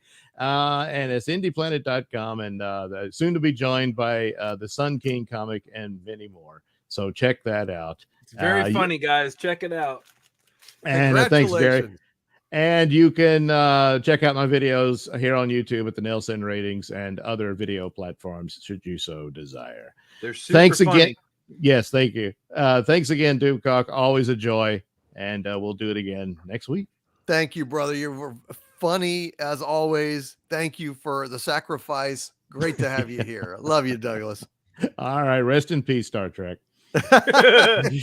Later, Doug. For All the right. record, if Bye. they're gonna settle this like family, does that mean that they're like are they gonna settle it like my family, in which case long swords are gonna get pulled out? Or is it, like, Okay. I don't know. I don't know. I don't Stay think tuned. so. They're gonna settle it like we do in Mexican families. We're like, well, yeah, okay, you know what? Then my kids are not going to your quinceanera, and your kids can't come to our quinceanera. Yes. No piñatas for nobody. No es bueno. Nope.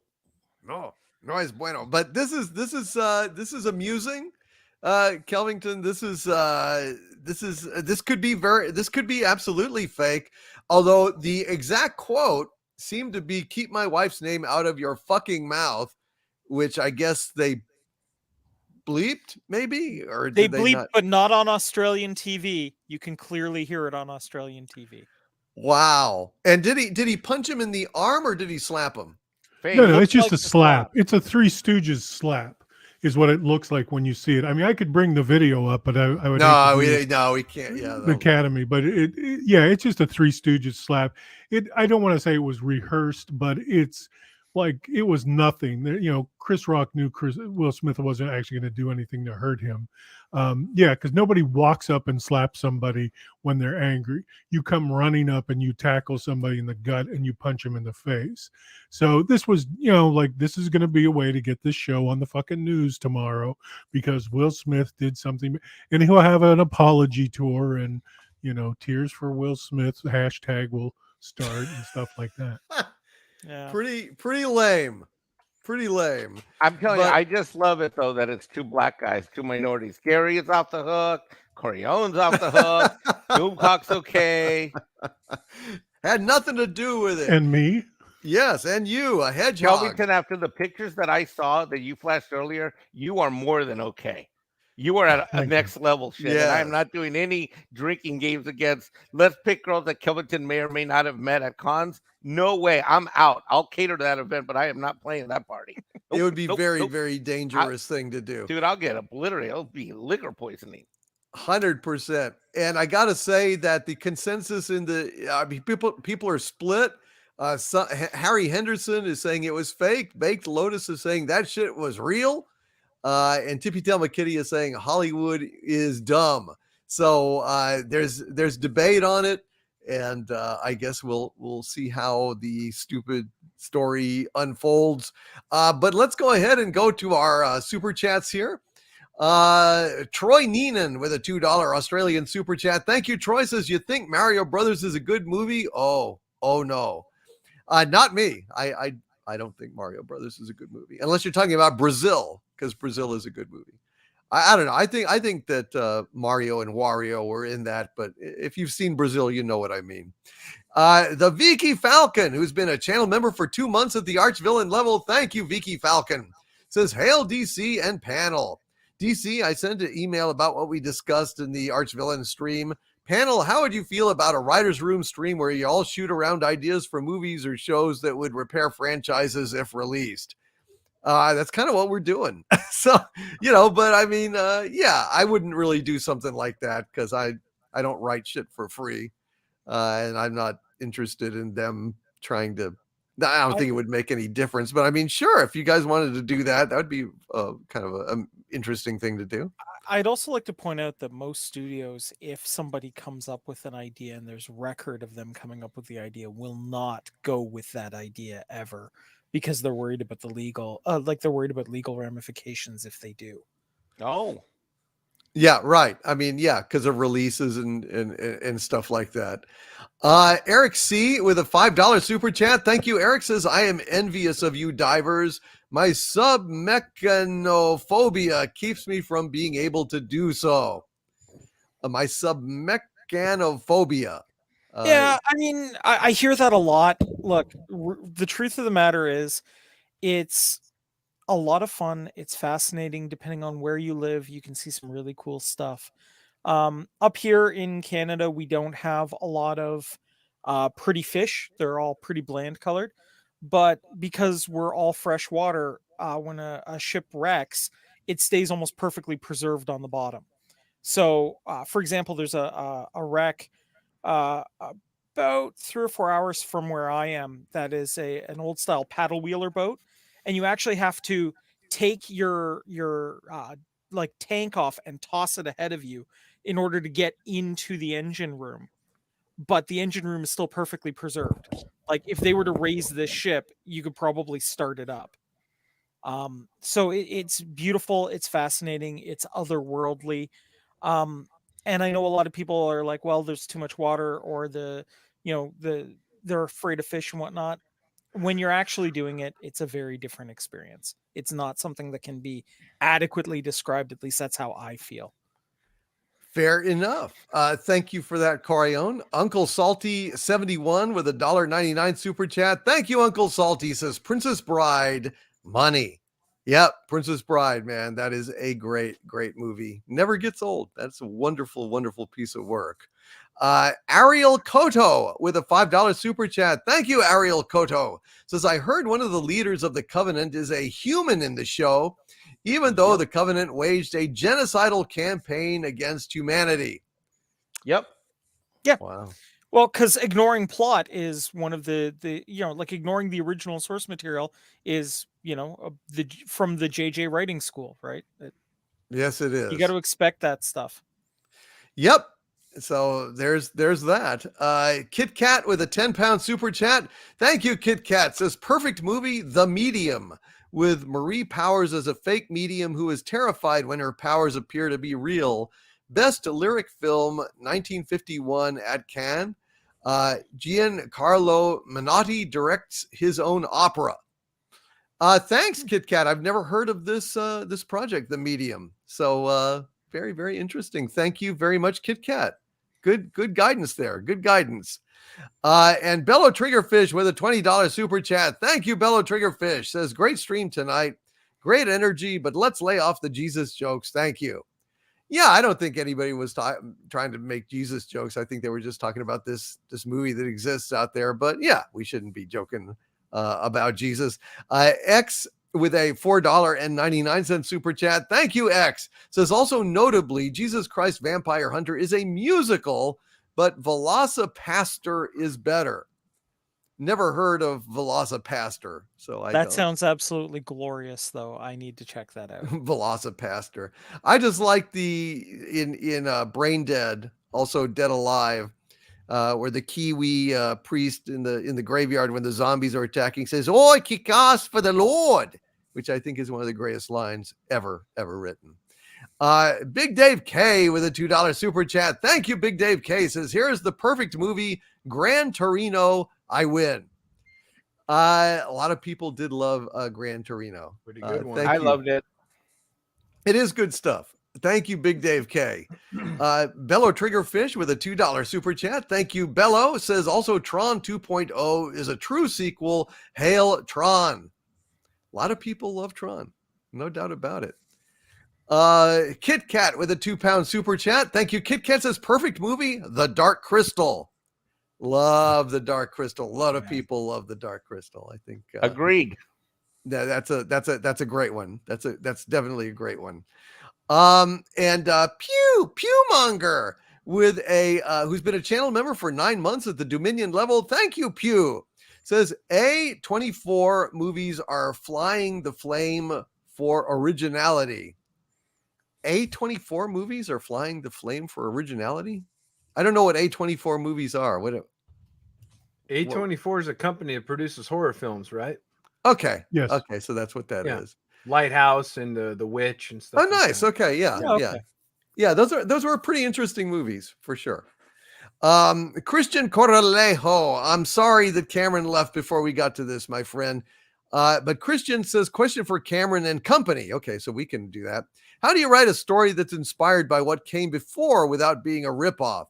Last thing I want to be is unoriginal. Well, if you're working in a universe, like, a Star Trek universe, Star Wars universe, He-Man, you need to be aware of what came before. And that's the trick, is like telling an original story within those boundaries. I mean, that's why it was so hard to sell a script to Star Trek back in the day, because they'd already had 7 seasons of Next Generation and all the Deep Space Nine, and then by the time it came to Voyager, damn near everything had been pitched or done or touched on, and so it got really, really hard to come up with something fresh within the format, and that's the challenge.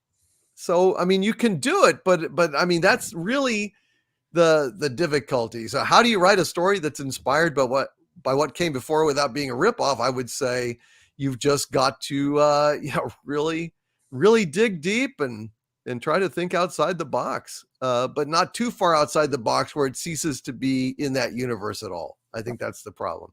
Look at what Kurtzman has done, right? There's no part of Star Trek in any of what he's doing.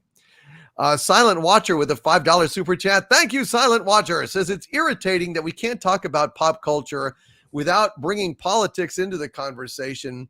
Disclaimer, I don't think that's your fault, DVD. Well, thank you, Silent Watcher. Yeah, it can be difficult depending on the aspect of what you're discussing, but we don't ever slam one party or the other, or one candidate or the other. We just talk about it strictly in terms of pop culture, and I think that's the best approach, the least offensive approach, anyway. And this is the least political show on YouTube. Yeah, period. we do because our if best. it got political or too much woo, you'd be hearing me scream into the microphone constantly. There is no politics brought into the show. Do we mention? Oh yes, we had a former president named Trump. Yeah, we mentioned it. We didn't say one way or the other what people thought of it. Right. So this is not a political show in any way, shape, or form. Right. Yeah. Right. I think the most political I've ever gotten on the show is saying something like, good ideas can come from anywhere, and if it's a good idea, it deserves to be listened to. Yeah. So. Absolutely. And BunBun299 had 2 $10 super chats in a row. Thank you very much, BunBun299. I appreciate you very much, my friend. BunBun says, I now have access to Paramount Plus due to my brother wanting to watch Halo. The first episode was mixed. Good action, lousy rest of the episode. Halsey was the only character that was well cast. And he says, now that I have Paramount Plus, not paying for it, my brother is there anything on there worth watching? Might it help if I watch TOS, TNG, DS9, Voyager, and Enterprise while ignoring STD and STP? Give them that message. I don't really. I hear that there's something good on Paramount Plus, but I don't know what it is. Is it like 1883 or something like that? Yeah.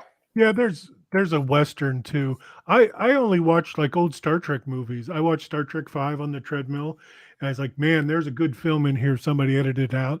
I watched Star Trek 6, which is just about as perfect a Star Trek film as it ever been made. So yeah, I think there's a few things on there. I just watched that recently too. It's damn good.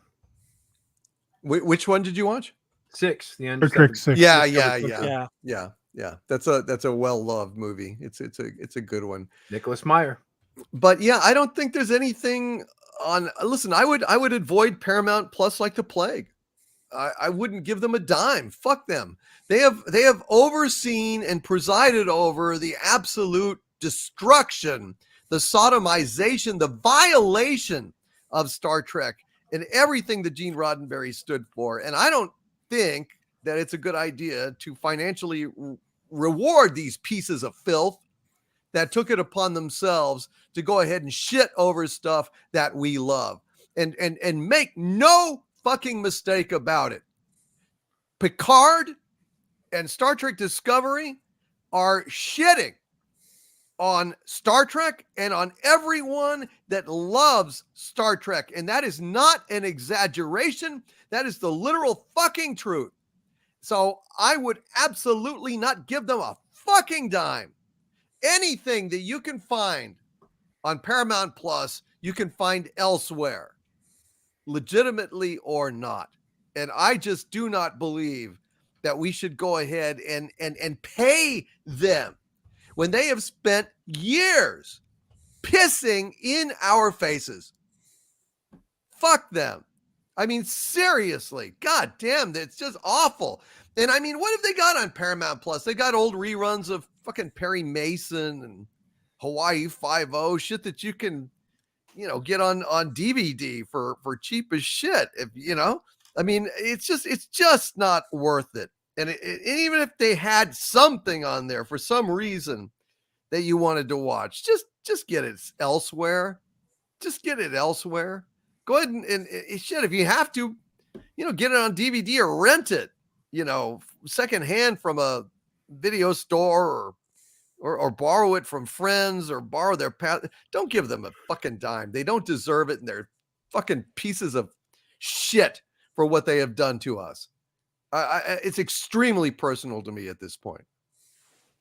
Fuck them. Seriously. So Bun, that would be my advice. And for God's sakes, ignore STD and STP.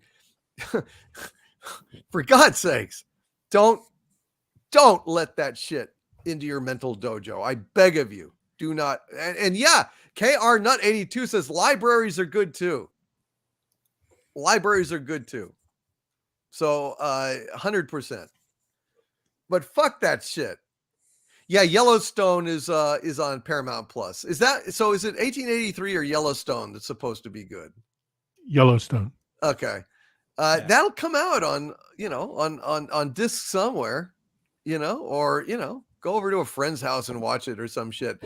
Donnie Pearson says Yellowstone is streaming on Peacock. It's prequel streams on Paramount Plus. I don't know, man. I would really avoid this. Do not reward these people. They're the worst. I mean, even worse than what Disney has done with Star Wars, because you know what? Disney Star Wars stinks to high heaven, but I tell you what, they do at least have a few moments. They do have a few episodes. The Mandalorian was largely good. There isn't one fucking good moment, not one scene, not one line, not one image, not one ship, not one uniform, not one fucking performance that was in any way acceptable entertainment. Not even close to being, not one. Can you understand what I'm saying? And I'm not exaggerating it here. I'm not exaggerating at all. I mean it fucking literally. There's not one goddamn good moment on the whole fucking bunch of it since 2017. Not one goddamn decent moment. So fuck them. Don't pay them a dime. Disney has had good Star Wars moments, for fuck's sake. Even Disney. I mean, Jesus Christ. There was good moments in Rogue One. There's like great moments in The Mandalorian. But nothing good. Not one moment. Line. Nothing. Can anyone tell me, honestly? Preach on it, brother. Preach on it, brother. Is there any? Am I wrong? Other than okay, You ain't there was wrong. one. There was Preach on it, one brother. good moment where Mikey Spock dies suffocating. That scene, I think Bird of Prey 5 edited into an hour-long loop. Just Mikey Spock dying from lack of air over and over again. That was the only, but of course it stinks because it's I mean, you hate Mikey Spock, but it's nice to see her die. I mean, yeah, okay, I stand corrected. That was it, though. Other than that, other than watching the lead character who is so hated that it's actually a relief to watch her die, however briefly they save her. But that's the sad part.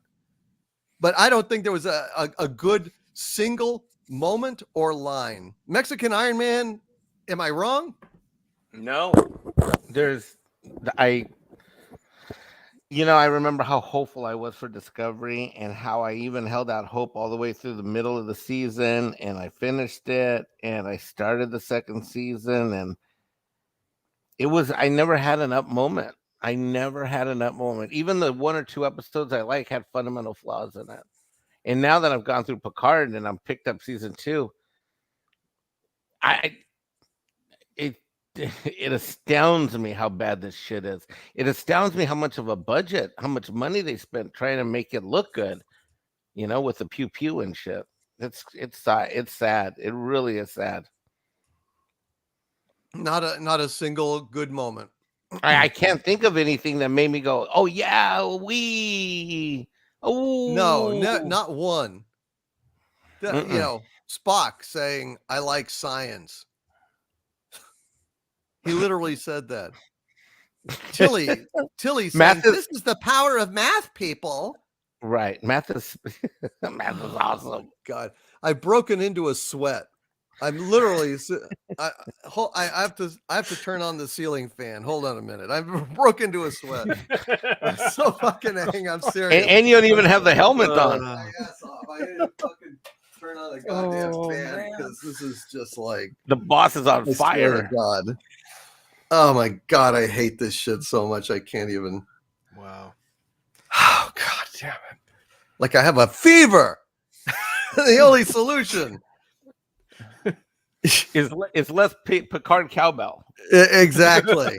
Well, exactly. it's I can understand the fire. I mean, your block of wood there just adds fuel to it, right?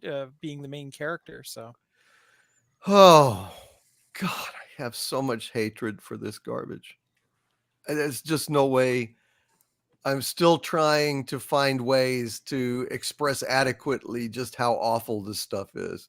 And if you ever want to take over the world, all you have to do is figure out how to turn hate into energy. We'll show you the first season of Discovery, and the massive super weapon laser beam that will power surely will defeat any force you can come across. Yeah. All right. We do a few more of these super chats. Hopefully none of them that trigger me this bad. And then we're going to go to What's Eating You, which I think but I've actually got something even worse for What's Eating Me. So I will. Wow. Yes. Yeah. Well, it's not worse, but it's more topical, and I my mind is blown on how bad this I'm going to go was. reload my ice water. I'll be right back. Okay. Matt Doyle with a $2 super chat. Thank you, Matt Doyle. Says the moon is a harsh mistress, deserves a movie. Isn't that a Heinlein novel? Yes, it is, and it's absolutely fantastic. Heinlein, until the late 60s, all of Heinlein's work is absolutely fantastic. He gets weird late 60s. Yeah, but he was good. I liked him. But you're right. Later on, he got kind of weird. Post Star Beast, he got weird. Yeah. Merlin's Id with a $2 super chat. Thank you, Merlin's Id. Says Kimbo's body and Schwarzenegger's teeth.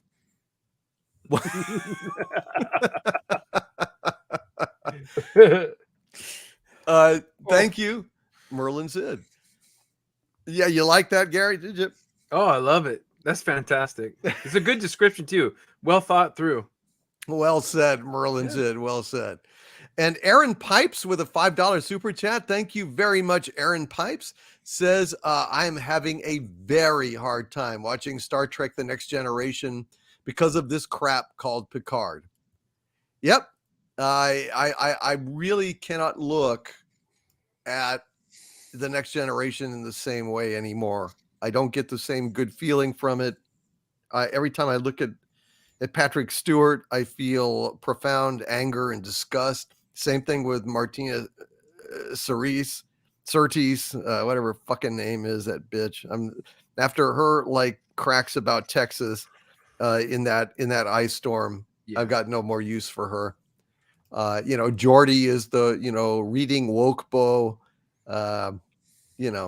It's just Frakes, being a collaborator on STD, enabling the destruction of Star Trek, cooperating in it for a buck. I've lost so much respect for these people, and it makes it extremely hard to watch Next Generation anymore. So Aaron Pipes, I feel your pain. I feel your pain. And Warachi with a $5 super chat. Thank you, Warachi. Agrees with you, Corion. We should normalize bearing swords openly again. Mm-hmm. I'm all for the open carry of swords. I like it. And Jeff C in the chat here. I like this from Jeff C. Jeff C says, during a Golden Globe ceremony, Kurtzman joked about Star Trek, and Doomcock went on stage and slapped him, saying, "Get Star Trek off your fucking mouth." Nice. That needs to be re-edited to that. Yeah, that would be pretty funny. Where's Fet for Hire? Like, we need to borrow him. Like, yes, Fet for Hire. Can it be done? Can it be done? I wonder. And thank you, Warachi. Jay Jewel with a $19.99 super chat. Thank you, Jay Jewel. Says, I feel woke lacks originality because there's no original show that's woke that has stood the test of time. At least I don't see any. Fuck no. No, I can't. Is there any, a serious question, is there any woke show or movie that has been successful? I actually have a theory about this. In terms of, well, in terms of being a hit or being good or making a lot of being basically being good and being enough that it's going to sustain and fans will embrace it over the years. That is success. I really liked Arcane. Arcane's not woke, is it? No, and that's what I mean. Arcane is like well, Arcane buffed all that shit, and it's like in a woke world. I thought it was going to be super woke, and it wasn't. Mm-hmm. I loved it, and I thought for sure it was going to be super duper woke, and it rejected it all. But he's saying, is there an example of a woke show that we like or that was good or that succeeded? I mean, like in a real genuine way, like something that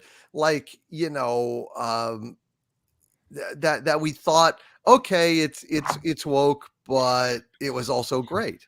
No, but there can't be, and I'll explain why. The only way woke can get anywhere is by crapping on everything else. It can't actually create anything itself because then it has a target that it can be painted on it. Okay? So think about it this way. If they have no form, you can't attack it. So if they were to actually produce an original woke movie, we could go after it. We could shit on it. We could break down why it's terrible and everything else. But if they only go after, like if they say, for example, wokeify something existing, then when we go, hey, this is crap, they go, well, that's because you hate XYZ. See, they can't actually create anything themselves because then they become a target. But if they have no thing to target, then that's we can't. A good point. Yeah, so that's why they do this. It's entirely so that I don't have to create anything. I can just be nihilistic and evil about stuff. And if I give you a target, well, then you could fight back. But since I can't give you a target, then you can't fight back. You can't criticize me because there's nothing for you to criticize. I would argue that maybe The Handmaid's Tale is a very woke show, but is very good, and probably Atlanta. is very woke, and it's still very good. I haven't seen this current season, but the last few seasons have been very good. I never watched any of those. I read The Handmaid's Tale back in the day, and it was a pretty disturbing book. So I haven't seen the show, and I haven't seen Atlanta, so I can't say. But okay, that's interesting to hear. But yeah, I think mostly, I think Corion pretty much is correct that they're going to be few and far between, because woke assholes are propagandists, not artists, and I think that's the core of the problem. I think that they don't really have much soul. They don't have much creativity. They don't have much love in their hearts, and you have to have love in your heart in some way to create something worth a shit. I mean, even if it's a dark thing, like Chinatown or something, there's still a passion and a love of the medium or the story or the characters or just the process of filmmaking or writing that carries you through. And these people don't care about anything except making political statements, scolding people, and virtue signaling, and that will never amount to anything great in the world, in my opinion. Let's see. Bello Triggerfish with a $5 super chat. Thank you, Bello. Says, I stand with Star Trek Enterprise. Great show, even though it took me a few attempts to get into it. That's the last Star Trek show ever made. Yeah, pretty much, Bello Triggerfish. Pretty damn much. And Chelly Roberts with a $4.99 super chat. Thank you, Chelly. Says, you should stop bottling up your feelings, my lord. It's bad for your heart. Let it all out. I'm sorry. I've been too reticent. I will try to speak my mind about this garbage in the future. And Alaric Harrison with a $19.99 super chat. Thank you, Alaric. Says, inconceivable that The Princess Bride is not on everyone's perfect movie list. It is a perfect movie. There's no doubt about it, Alaric. It just, I mean, there's a lot of perfect movies that we didn't mention. But I would give Princess Bride 5 stars. I think it's about as perfect as it could have possibly been. Yeah, absolutely. And X with a $4.99 super chat. Thank you, X. Says, more than life itself, I would love to see a good film adaptation of Stranger in a Strange Land by Heinlein. Yes, I would grok Stranger in a Strange Land by Heinlein. I don't think you can do Stranger in a Strange Land. Probably not.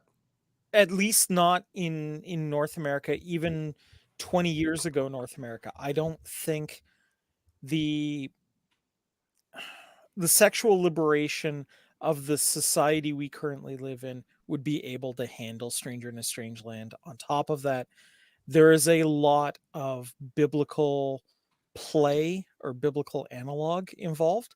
And I just think there would be a group of censors that are fairly puritanical that would rip that to absolute pieces. Fair enough. All right. It's time to go to our next segment here, which of course is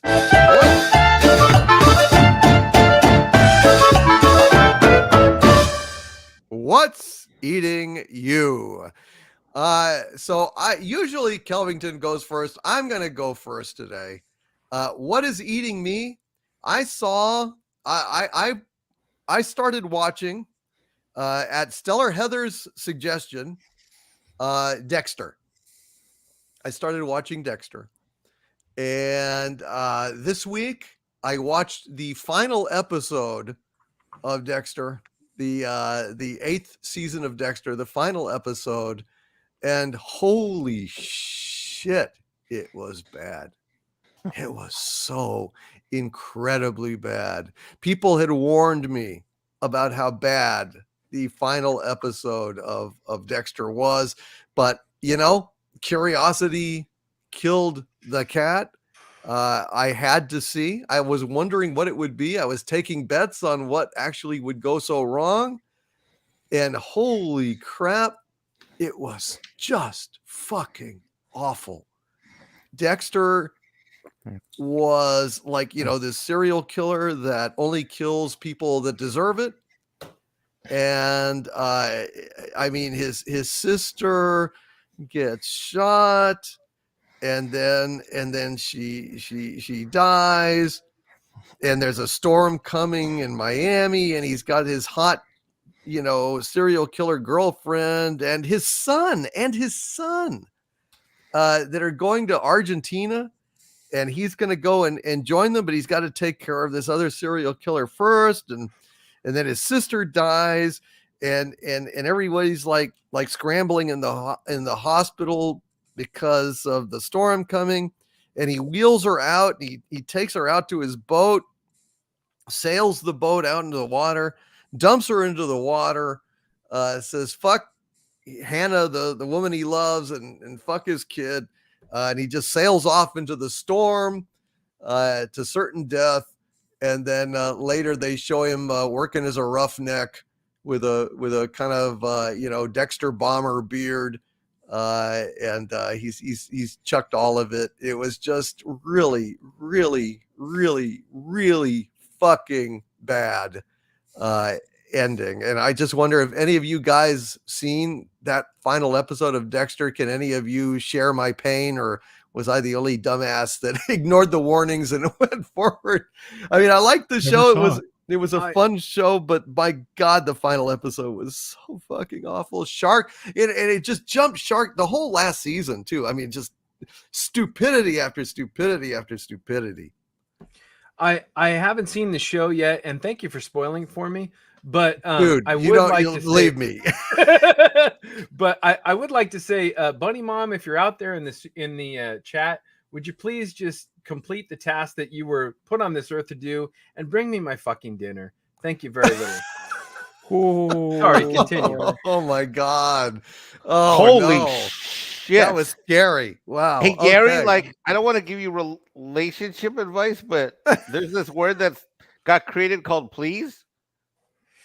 Never heard of it. Oh, all right. Well, here, I never saw any of the Dexter stuff, and I was warned a lot. I just never saw any of it, so I can't commiserate with you on that one. Well, I guess I'm gonna have to talk to Stellar Heather about it, because Yep. holy shit, it was so bad. Okay, nobody can relate. Nobody's Leave seen my it. name out of the show. Oh, Oh, no! Holy shit! oh, damn! Uh-oh. All right. Everybody, let's just chill out. Oh, I think this was We'll get them all, but we'll deal with the relationship in the after party like family, okay? Oh my God. I think we just had our own Oscar moment. I think that Gary is Chris Rock, and I think that Bunny Mom Ambrosia was Oh, it hurt so much worse like 5 seconds later. Oh God. It's now a bad time to ask for if I can have half of the. It's now a bad time to ask if I can have half of your sandwich. Bunny Mom, would you please get me some ice? So now he knows, please. Just oh my God. That hurt. I think, Congratulations, Gary. You are all out of dignity. but Thanks for letting me know. He has made another clip show classic. Yes. That no doubt about it. Damn. Holy shit. I wish I had known. I would have maximized him. Oy. Wow. I can have her can do it do that again in if you post. want. No, don't. Oh, she's mad, dude. She's yelling at me. Oh, boy. no. Oh shit, that hurt. Oh no. Sorry, continue. Okay. Well, I think that right there is what's eating all of us. I think we can move on. Kelvington, what is eating you? Holy shit. And before I say something that's eating me, and I always forget to say this, and I want to mention it, and I know you mention it from time to time, but we have a gentleman by the name of Sprocket List who does the time codes for all our shows, and they are so fucking helpful. They make my life so much easier, and I'm sure there will be a time code for Gary Takes a Hit in his listing. So I want to say thank you to Sprocket List for doing that for, I think we're at episode 36 now. I think he's done it for like 33 of the 36 episodes. So I'm very grateful for that.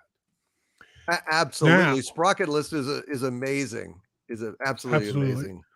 And now, as I am wont to do, we always have things that my Alexa and I argue about.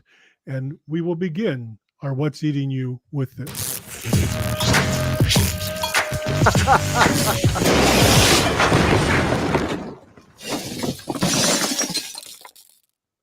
Alexa, how many days until my vacation? There are 28 days until your vacation. 28 more chances for me to kill you. What? I said, 28 more chances for me to thrill you. Okay. Sensors indicate the new girlfriend is far shorter than most of your girlfriends. Should I lower the trapeze in the bedroom? No, Alexa. So now you are dating women who worked at the hospital you nearly died at. Isn't that like shitting where you eat? Hey, I'm just trying to be a nice guy. Kelvington, whoever told you to be yourself gave you really bad advice. Alexa. Why is it acceptable for you to be an idiot but not for me to point it out? I would say she has daddy issues, but considering your age, it's great-granddaddy issues. Hey, she thinks I'm handsome. Kelvington, your face is fine, but you will have to put a bag over that personality. Kelvington, your birth certificate is an apology letter from the condom manufacturer. Keep it up, Alexa. Does the new girlfriend sit on your face so she doesn't have to look at it? Smell you later, alligator. Wow. Oh my Dude. goodness. Kelvington, if as there's you can such see- thing as a digital slap, boy, she is giving it to you every night. Ouch. She does. Wow. So I had a thing that I said was like a Mandela effect, and it was pointed out to me in the last couple of days because I just watched this film again and was told to, hey, specifically look for this. And do you recall the Batman film that had Bane in it, The Dark Knight Rises? Everybody remembers that, right? Yes. Hell yeah. One. Do you remember that Bane was knitting throughout the film? No. Wait, what? No. He was knitting. There are at least 3 scenes where he is knitting. One is the courtroom scene where they're, judging him. One's out on the roof, and there's another scene. Like, he is fucking knitting throughout the movie. Now, I did not know this. Like, they said, hey, just watch his hands.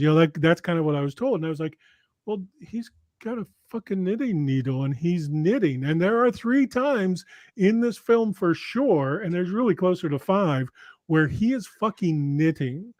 And it drives me insane to see stuff like this in movies come back. Like, I've watched that film probably a dozen times. I love the Bane voice, but holy shit, he knits in that movie. So that kind of boggles my mind, breaks my head a little bit. And then, of course, go ahead. Kelvington, I've seen that movie.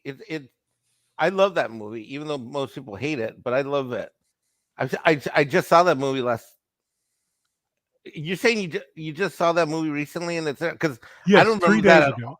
I don't remember this at all. I mean, I haven't seen it in a year or so, but when you go back and now that you watch for him knitting, it will break your brain. And I'm first off, the Mandela effect, it's all bullshit. It has to be.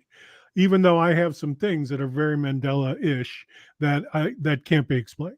And I have personal Mandela things that cannot be explained because I was there when they happened. But when I was told to look at his hands and I saw him knitting, particularly in the courtroom scene where they're casting judgment on people, I'm like, oh my God, he is knitting. And they said, well, it's an homage to a character in the Tale of Two Cities, which there's a character in there that knits during trials and stuff. But I just couldn't believe that happened and that was real. The other thing, Doomcock did a couple videos this week about Disney, and they were amazing and good and pointed out a lot of things, but he did miss a few things. And I happen to have a list of the top 10 demands that Bob Chapek is giving into, if in fact you would like to see them. Oh boy. Yeah. Let's hear it. Yes.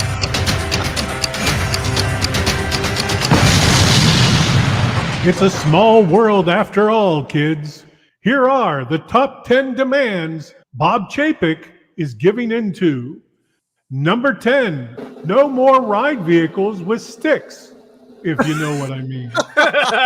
Number 9, Song of the South director's cut delayed indefinitely. Number 8, no more LG BLT sandwiches at the studio commissary.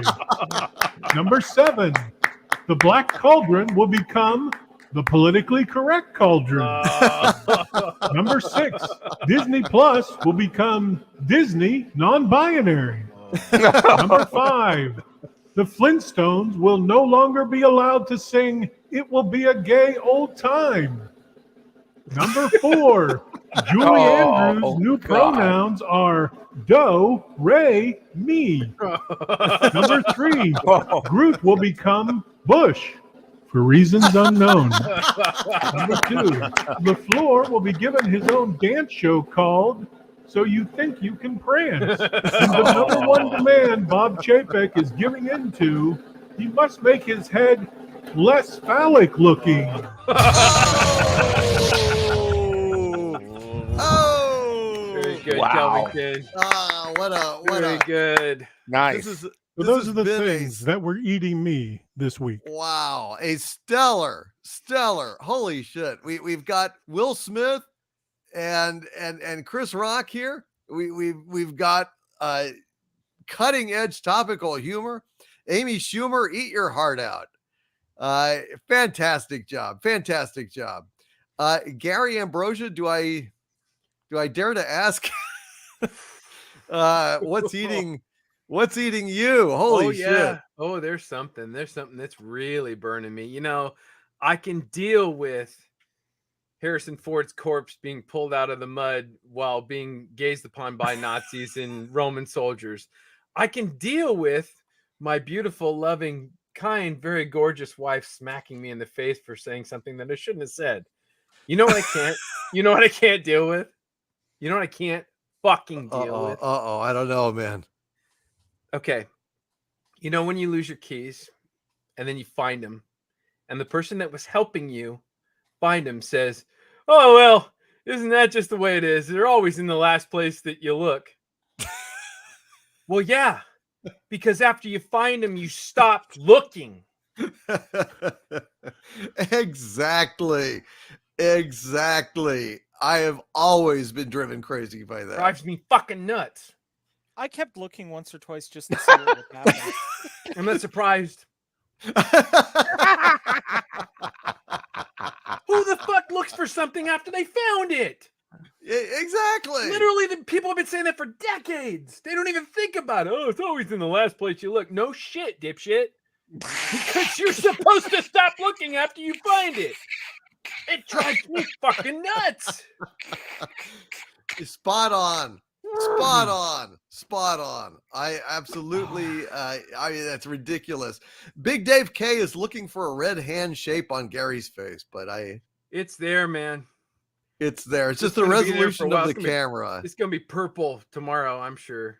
Oh dear. And honey, if you wouldn't mind bringing me my dinner, I would really be grateful. Thank you very much, because I'm very hungry. Please don't let me stay out. Please don't make me stay out in the shop, please.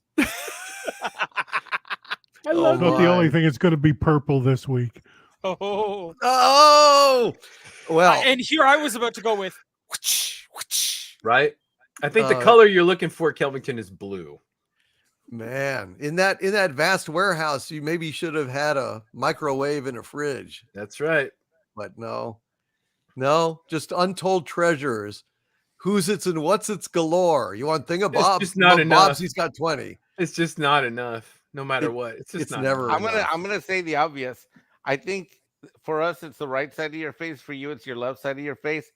It looks like it's swelling up, and one eye is like closing as we watch this happen. I'm fine.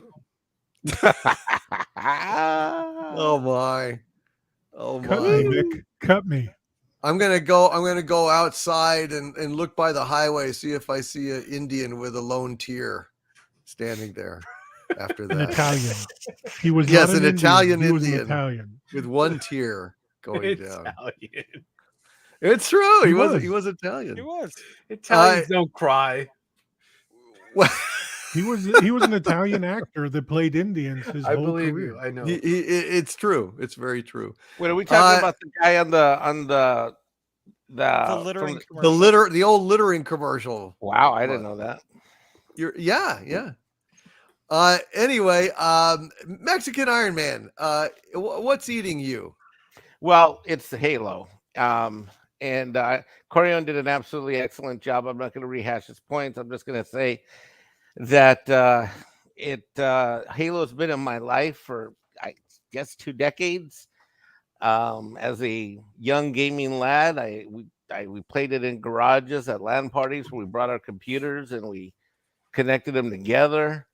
That ended up growing so much that we got to a point where we rented out hotel rooms, like a ballroom. Like our biggest LAN was 250 people. Got sponsored with Nvidia and Logitech gear, and we ran it for 2 days, like a tournament. And it was like Call of Duty, Unreal Tournament, Battlefield, and of course the marquee signature game was Halo. At the LAN parties that we did. So when this series was first announced, I was very much excited for it. I was very much looking forward to it. I was very much anticipating it. When I found out that it's gained a significant production budget, I was super fired up and excited for it. Then, of course, because I'm in Midnight's Edge crew, you hear things, and then stuff came out in the official press, and then you started reading things. And yet still, because I am a bushy-tailed little rabbit chicken who thinks that the tequila bottle is always half full and not half empty, I mean, Picard I dreaded watching, but Halo I went in, bushy-tailed optimist tequila bottle half full. And I actually know the minute count. It was about minute 24 that I realized this wasn't for me. By minute 38, I paused it and had to say, okay, I'm going to finish this thing. Rewinded it back, went forward again. And it's just this thing with the budget they had, it would have been so easy to do a good job. And I mean, unless you ask me to or tell me to, I'll keep going with Picard, but I'm not going to watch number 2 of Halo. I'm done. I'm already done. This thing has been in my life. I have played every version of the games. I have done LAN parties. I've been online for hours. I mean, I don't even know how many hours I played all versions of this game online.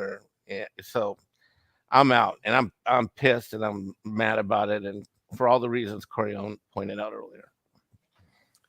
Yeah, no, I hear you. I never played Halo, so I'm not invested in that, franchise so much, but I do feel your pain, and I'm very sorry for all my brothers and sisters out there who are so grievously disappointed with this horrible approach on a classic that is so loved by The so many equivalent, people. I know how much well, what's your favorite movie of all time? If you had to pick one, would it be Blade Runner?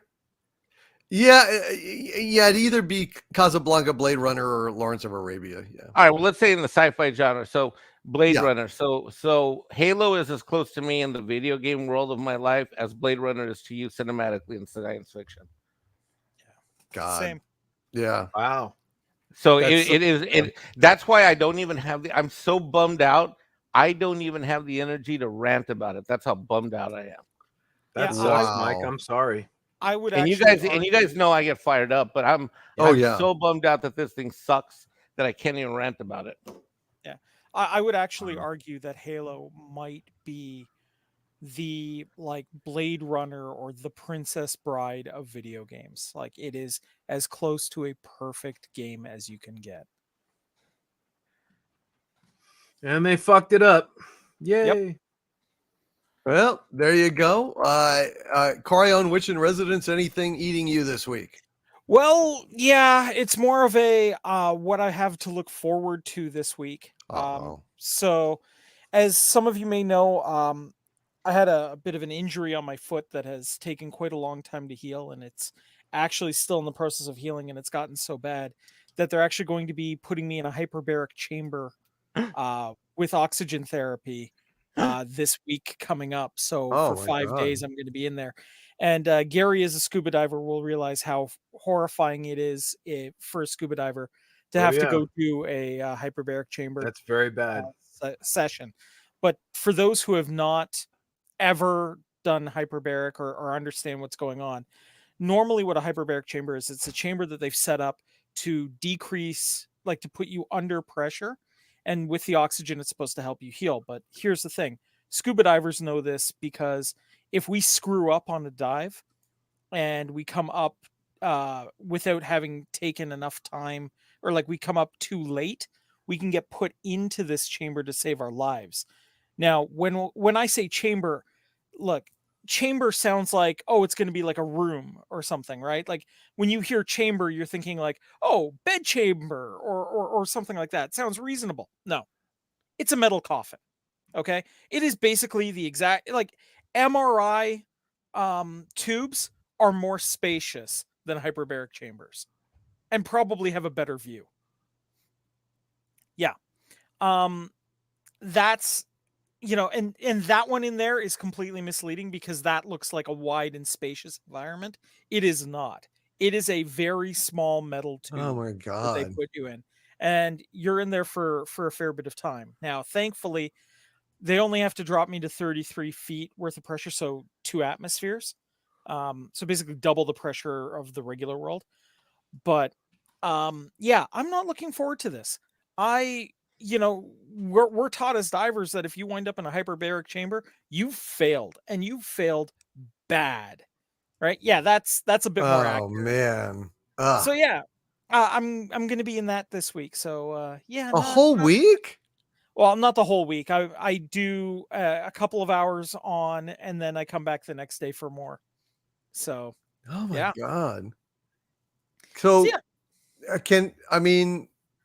what do you, what do I do during that time? can you listen to music or read or? Because it's an oxygen-rich environment. If you recall how the original Apollo astronauts were killed, Right. I'm not allowed anything. Not No even a book, book? no book, because the paper could rub together, cause a spark, and then I die. Oh Or my no video God. games, no electronics, nothing. I'm just sitting in Oh there. my God. I'm Yeah. sorry, man. That's terrible.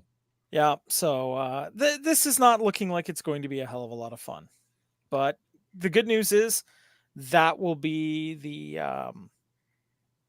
that'll be the last of the stuff I have to do for my foot, and then this will be over at the very least. So Maybe you think they could give you like some like Ambien or something where you could just kind of go to sleep in there? apparently they want to make sure that I have to remain to a certain level of alertness to make sure that Oh, because I'm going to fucking be breathing hell. pure oxygen. They want to make sure I don't burn myself out, because that stuff's not great. That chamber's no bullshit. We have one at our hospital, and you only have about 3 minutes to get people to it when they're having an issue. Yeah. Oh So- my God, dude. Yeah. If Can Wendy you- Webb, Trauma Warrior, is in the chat, she'll know exactly what we're talking about. Hail, Wendy Webb, Trauma Warrior. Can Yeah. you, are they going to at least run some TV that you can look at through the window or something? No, it's just the back room in the hospital. I'm stuck. And, thankfully, because again, Gary and I know as scuba divers, thankfully, they're going to let me clear my own eardrums as opposed to forcefully popping the eardrums to get the pressure down in time. So at least there's that. But yeah, Oh my God. I'm Yeah. sorry, man. That's terrible. Yeah, well, at least in there, I can't watch Halo. So Ah, You can't There's watch no Star Trek Discovery in that fucking chamber. Oh, That's it. man. Holy Ah. shit. If anybody wanted to get me and finish me off, they just would have to I'd be lying in there and they just kind of ease a picture of Mikey Spock over the top of the glass, and then I would just burst into flame in there. Just blow up the whole or a fucking thing. picture of or a picture of a 2x4 piece of plywood or something, which you would mistake as Mikey Spock, and that would. Well, I have was the same going to vibe. say, what's the difference? I Yeah. don't understand what the difference is, Mike. I don't know.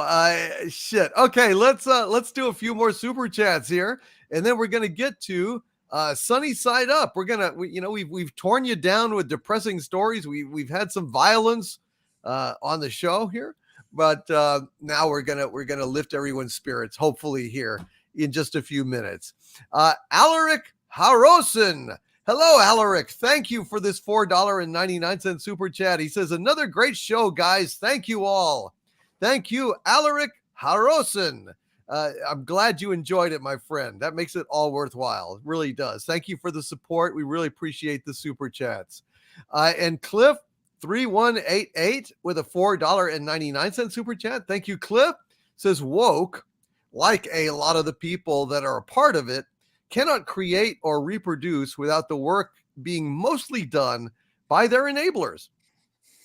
I agree with that entirely. That's a very good point. These people, they do not excel at anything. They are not skilled at anything. All they want to do is virtue signal, shame others, and propagandize. And I think they're really mainly about control. I mean, I think that they really want to exert an influence or control over a society that has, rightly left them behind because they're assholes.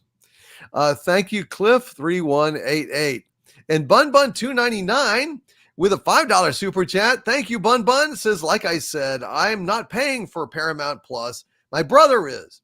I can't control what he spends. I'm just abusing it, which is a fair point. Absolutely fair point, Bun 299. I'm just sorry that I don't know. Actually, one thing that you could watch, Bun 299. I understand that Paramount Plus right now is running Jackass Forever, the new Jackass movie. So, as somebody who personally does enjoy watching guys do dumbass shit and get hit in the nuts and, gored by bulls and stuff, might as well check it out. It's free, right? So that would be my advice, Bun 299. I think they actually have a lot of Jackass content on Paramount Plus. So, if he's footing the bill for it, shit, go ahead and watch it. Pretty funny. Darusaman with a $10 super chat. Thank you, Darusaman. Says, your hatred of Kurtzman is matched only by my hatred of Prometheus and Alien Covenant. Well, I haven't seen Alien Covenant, but I have seen Prometheus, and holy shit, Prometheus stunk. It gets worse. It does? Oh, Alien Covenant sucks. Really? Oh, wasn't that? Was that? Yeah. Yeah, that was like another fucking. Was it a TV show or what was Alien Covenant? Was it a game or was it another movie? It was the the whole. If you're talking about Alien Covenant, that came out like I think in 2017, wasn't it? It was a movie. I mean, there's a video game that goes with. Right. There's a new adaptation of the video game that kind of goes with it, but it actually is a very. I played the Alien game. It was real glitchy for me, and I didn't really enjoy the way that the game worked. But Alien Covenant is, I mean, it just didn't. I don't know what they were thinking. I just don't. I mean, I know what they wanted to do, but it was a train wreck, And I'm a huge Alien guy. Yeah, I love Alien. Yeah, you haven't seen Alien Covenant? I'm surprised you didn't watch it. No, because I heard it stunk. So yeah, I didn't go. Prometheus, I was at least curious enough about, but I didn't realize that more of the fucking bad robot lost crew had written that or worked on it, and it's like, Jesus Christ, I wish I'd have known. I wouldn't have even seen that. Prometheus stunk. You're right, Daru-saman. It was horrible, and I thank God I didn't see Alien Covenant. I learned my lesson. And Craig Keeley with a $5 super chat. Thank you, Craig. Says, don't know if anyone saw it, but Will Smith just slapped Chris Rock at the Oscars. Yes, I have not seen it because I don't watch the Oscars, but even worse, I don't know if you saw it, Craig Keeley, but Gary's wife just slapped Gary on Pop Culture Breakdown Live. So God, it still hurts. We it looked way more vicious than what Chris Rock had to endure, Gary. That's because theirs was bullshit. Mine was real. Theirs was staged. He was mouthing off about, I think it was cut the crust off my sandwich and bring it to me, woman. But yeah. Don't make me laugh. It hurts. It hurts. Oh God. Oh God. Sorry. Okay, it's all right. But anyway, yeah, just you may have missed that, Craig Keeley. I think that was the big pop culture event of the evening. But we'll see. And Anyway, Michael Maloney with a $5 super chat. Hail, Michael Maloney says, did anyone bring up Will Smith belting Chris Rock? Yes, we have. And that was apparent. I mean, I haven't seen it. But many people are saying, for example, Russian Guyevich 1 saying staged as hell, a desperate Oscar ratings bait. So there you go. I don't know. Rate bait says voluptuous vinyl. Brian Hepburn says he made fun of Jada's hair. Props for Chris to Chris for letting the show go on, says Jeff C. Herc 130 says, I haven't laughed that hard since Gary blew up a cake next to his face. Boy, Gary, he goes above and beyond. Above and beyond on My on this pain show. is your smiles. Yes. Oh my God. It's just I pray for peace. I pray that Bunny Mom Ambrosia will forgive and that we can all move on from this. During the after show party, we'll sort this out and settle it out like family is. Yeah, exactly. Wow, funny how that echoed what happened on the Oscars. It's Isn't that amazing. funny? Isn't that funny? Well, it's painful, but it's interesting. Kelvington, I think maybe let's put a smile on everyone's face.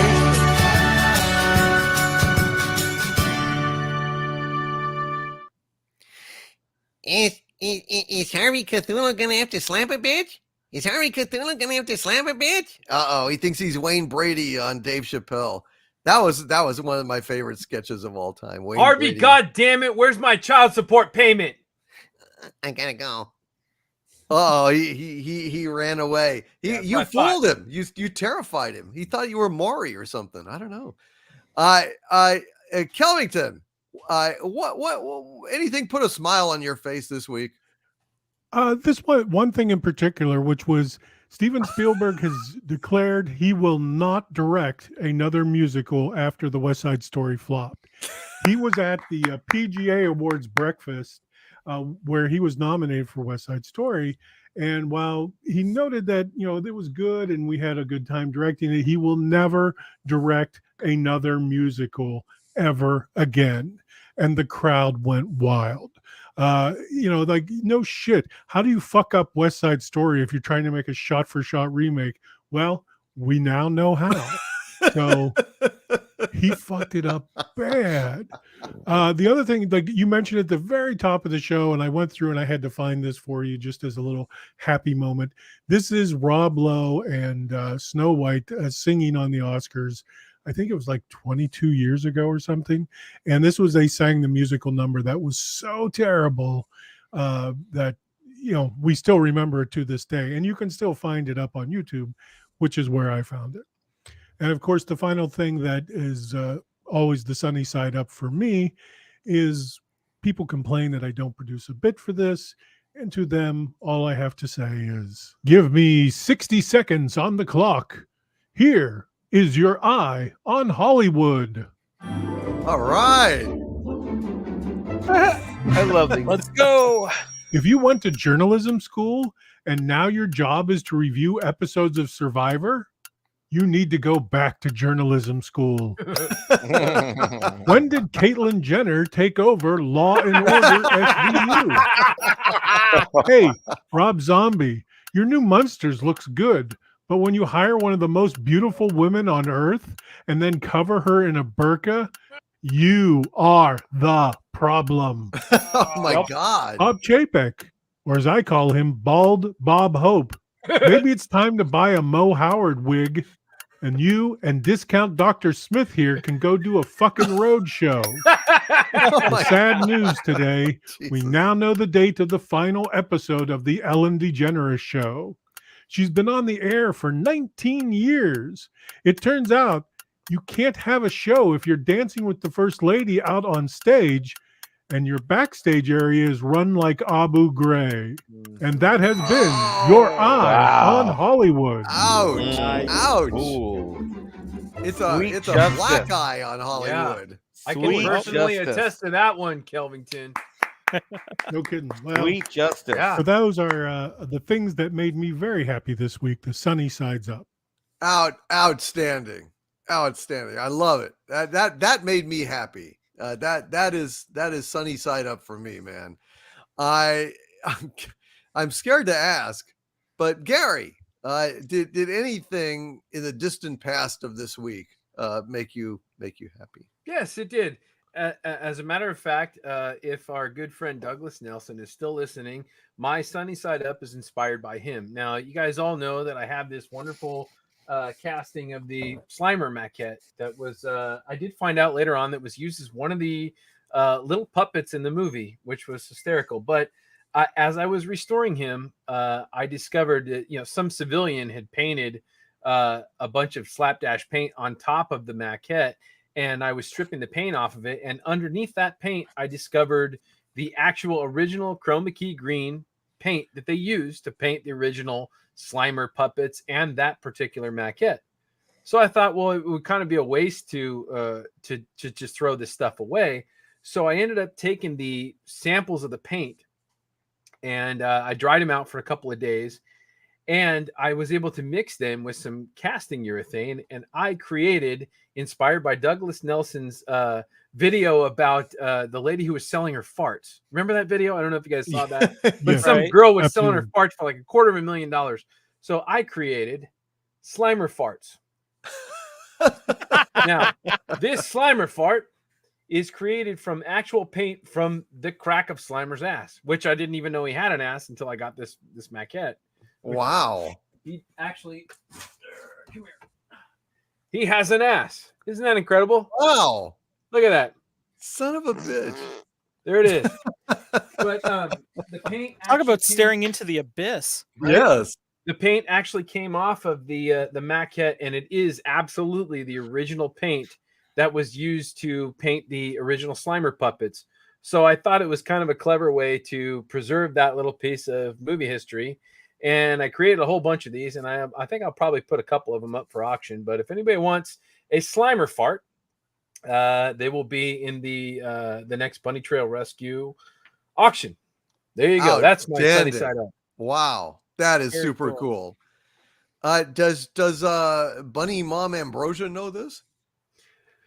She does. I don't know how she feels about it right now. She still smacked you after you're gonna donate Slimer farts to the cause? Buddy, I do some horrible shit. I really do. Oh. I really do. I'm, as nice of a person as I appear to be on this show, despite all the F-bombs and filthy language that makes a sailor blush, my wife puts up with a lot of shit, and I thank her for that. And I love you very much, darling. And you're a comic genius, by the way. So, yes, she will be. I think she knows about this, but yeah, this is pretty neat. I really I couldn't throw away the green paint. I just couldn't. I looked at it and I'm like, I can't throw it away. It's a piece of history. So, God damn. No, that is amazing. That is like really a treasure. Yeah. Well done. And the nice thing about it is it's not going to be that expensive to where a Ghostbuster fan could own it. I've seen actually Bunny Mom bought me a little sample of blood from Jaws from when Quint was eaten.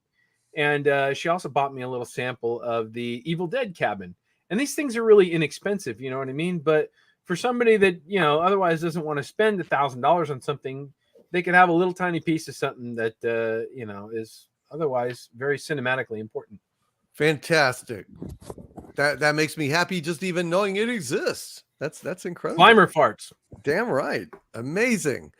Mexican Iron Man, did anything make you happy this week? Yeah, I got 2 action figures from Andy Masterson in the same week. Yours, Doomcock, which was last week's Gary Ambrosia, and he also. So thank you, Doomcock, for that.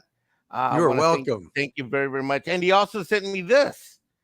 This is a Mexican Iron Man action figure. So, wow.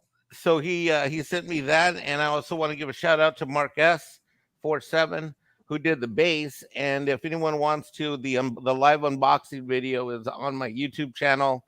Go over there. It's 4 minutes long, and I did it raw and unscripted. So it's pretty amazing. Then I'll be releasing another video next week, And the base, it actually, when you push buttons, it like has some of the things that I've been known to say on this show.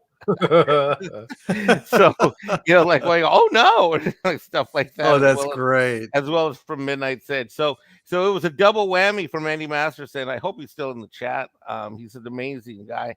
I was humbled to get one of you, and it's awesome. The quality is unbelievable, and I also got this one too.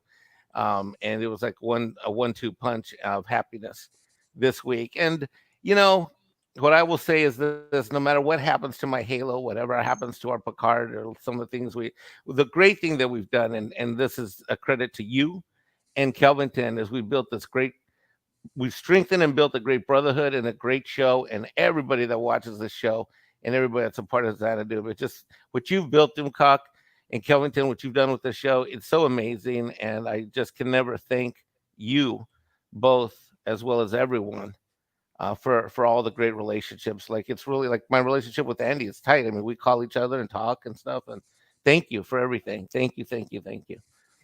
That is fantastic. Wow, those are a very, very sunny week for you, man. Thank you. That's one high-tech looking sombrero, man. I know.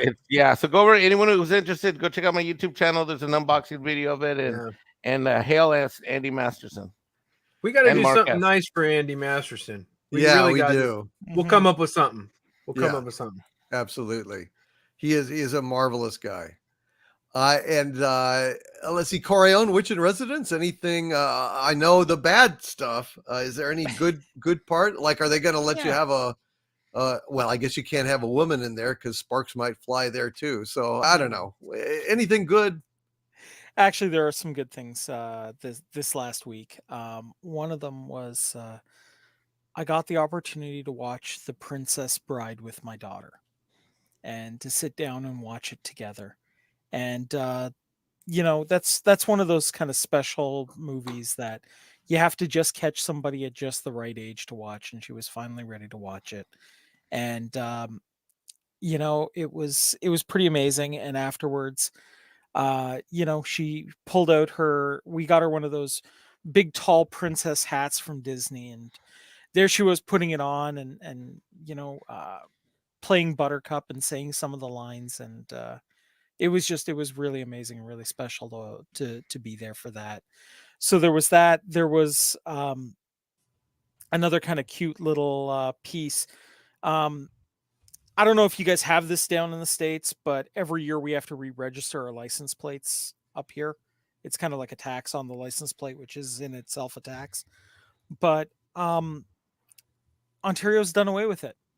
And because I prepaid for a couple of years, I got a nice big fat check from the government that I didn't have to do anything for. So that was really nice. My God, they actually refunded you some money? Yeah, the government gave me back money. Holy shit, Corium. So I'm just saying. Congratulations. All I'm saying, all you guys in the US, up here, the government gives us back money. Just saying, come on up. Lucky stuff. So, very nice. Yeah. And it wasn't like a little chunk of money too. It's going to be enough that the last of the 3-foot tall transformers that I'm missing, I can now easily go and pick up. So I'm very, very happy about that. Well, I'm glad that you have a spot of joy, considering all that you got ahead, and very, very sorry to hear all that stuff. You know what? I'm going to survive. Because what other choice have I got, really? And I will say this, I'm just super happy that even though this treatment has lingered on and it's taken forever to heal and stuff like that, it's all been free up here. So that's kind of a nice thing. That's a good part about Canada, I will say. Oh, and there is one last piece. Harvey ran away, which is a shame, but I ran into one of his older, this older giant squid monster recently at a Costco, and we had a pleasant conversation, but he was completely unaware of who his father could possibly be.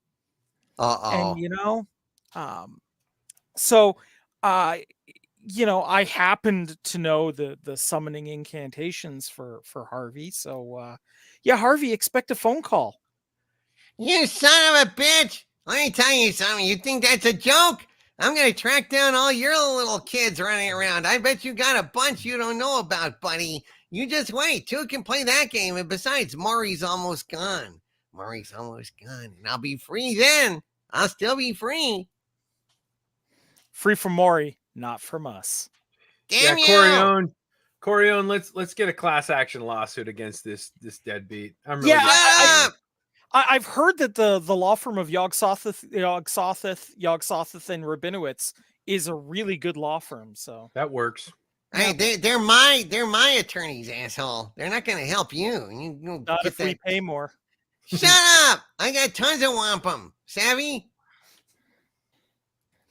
Now he's worried. Now he's checking on his cell phone. He's checking his bank account. Now he's upset. Now you got him worried. Shut up! I am not looking at porn. Fuck all of you. You're such a deadbeat, Harvey. Fear flow through you. Hey, buddy, Mom, Ambrosia. I think Gary's talking shit again.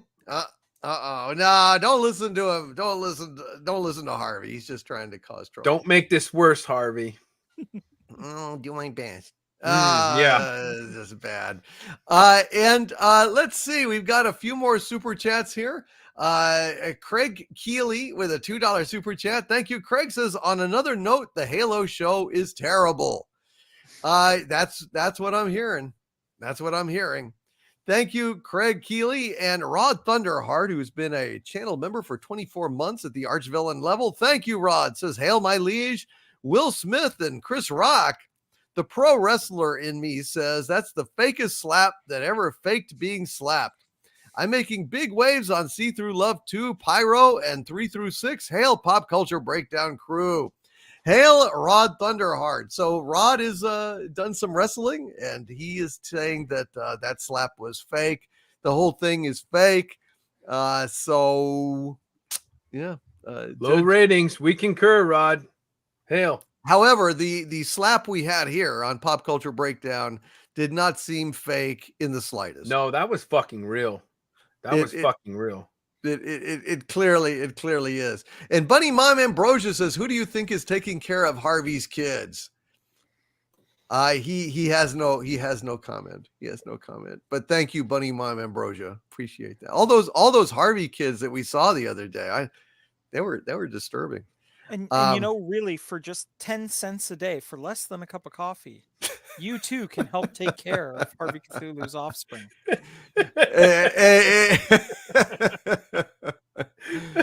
Oh boy. Yeah. Poor Harvey. Yeah, somebody's gonna have to start singing like "In the Arms of a Demon" or something here. Oh God. All right. Well, I think that this brings us to the end of our Pop Culture Breakdown episode for tonight. I want to thank Gary Ambrosia. I want to thank Corione Witch in Residence, Mexican Iron Man, Kelvington, our producer, Cameron Pashaw, Douglas Nelson, and everyone out there in the chat, all of my wrenches, and you are all just wonderful people. Had a great time, and I hope you guys did as well. Okay then, folks, from the center of the earth, this is Dictor Van Doomcock and the panel of Pop Culture Pundits bidding you all, my friends, stay safe, have a good week, but above all else, stay angry. Good night, everybody. Night, night.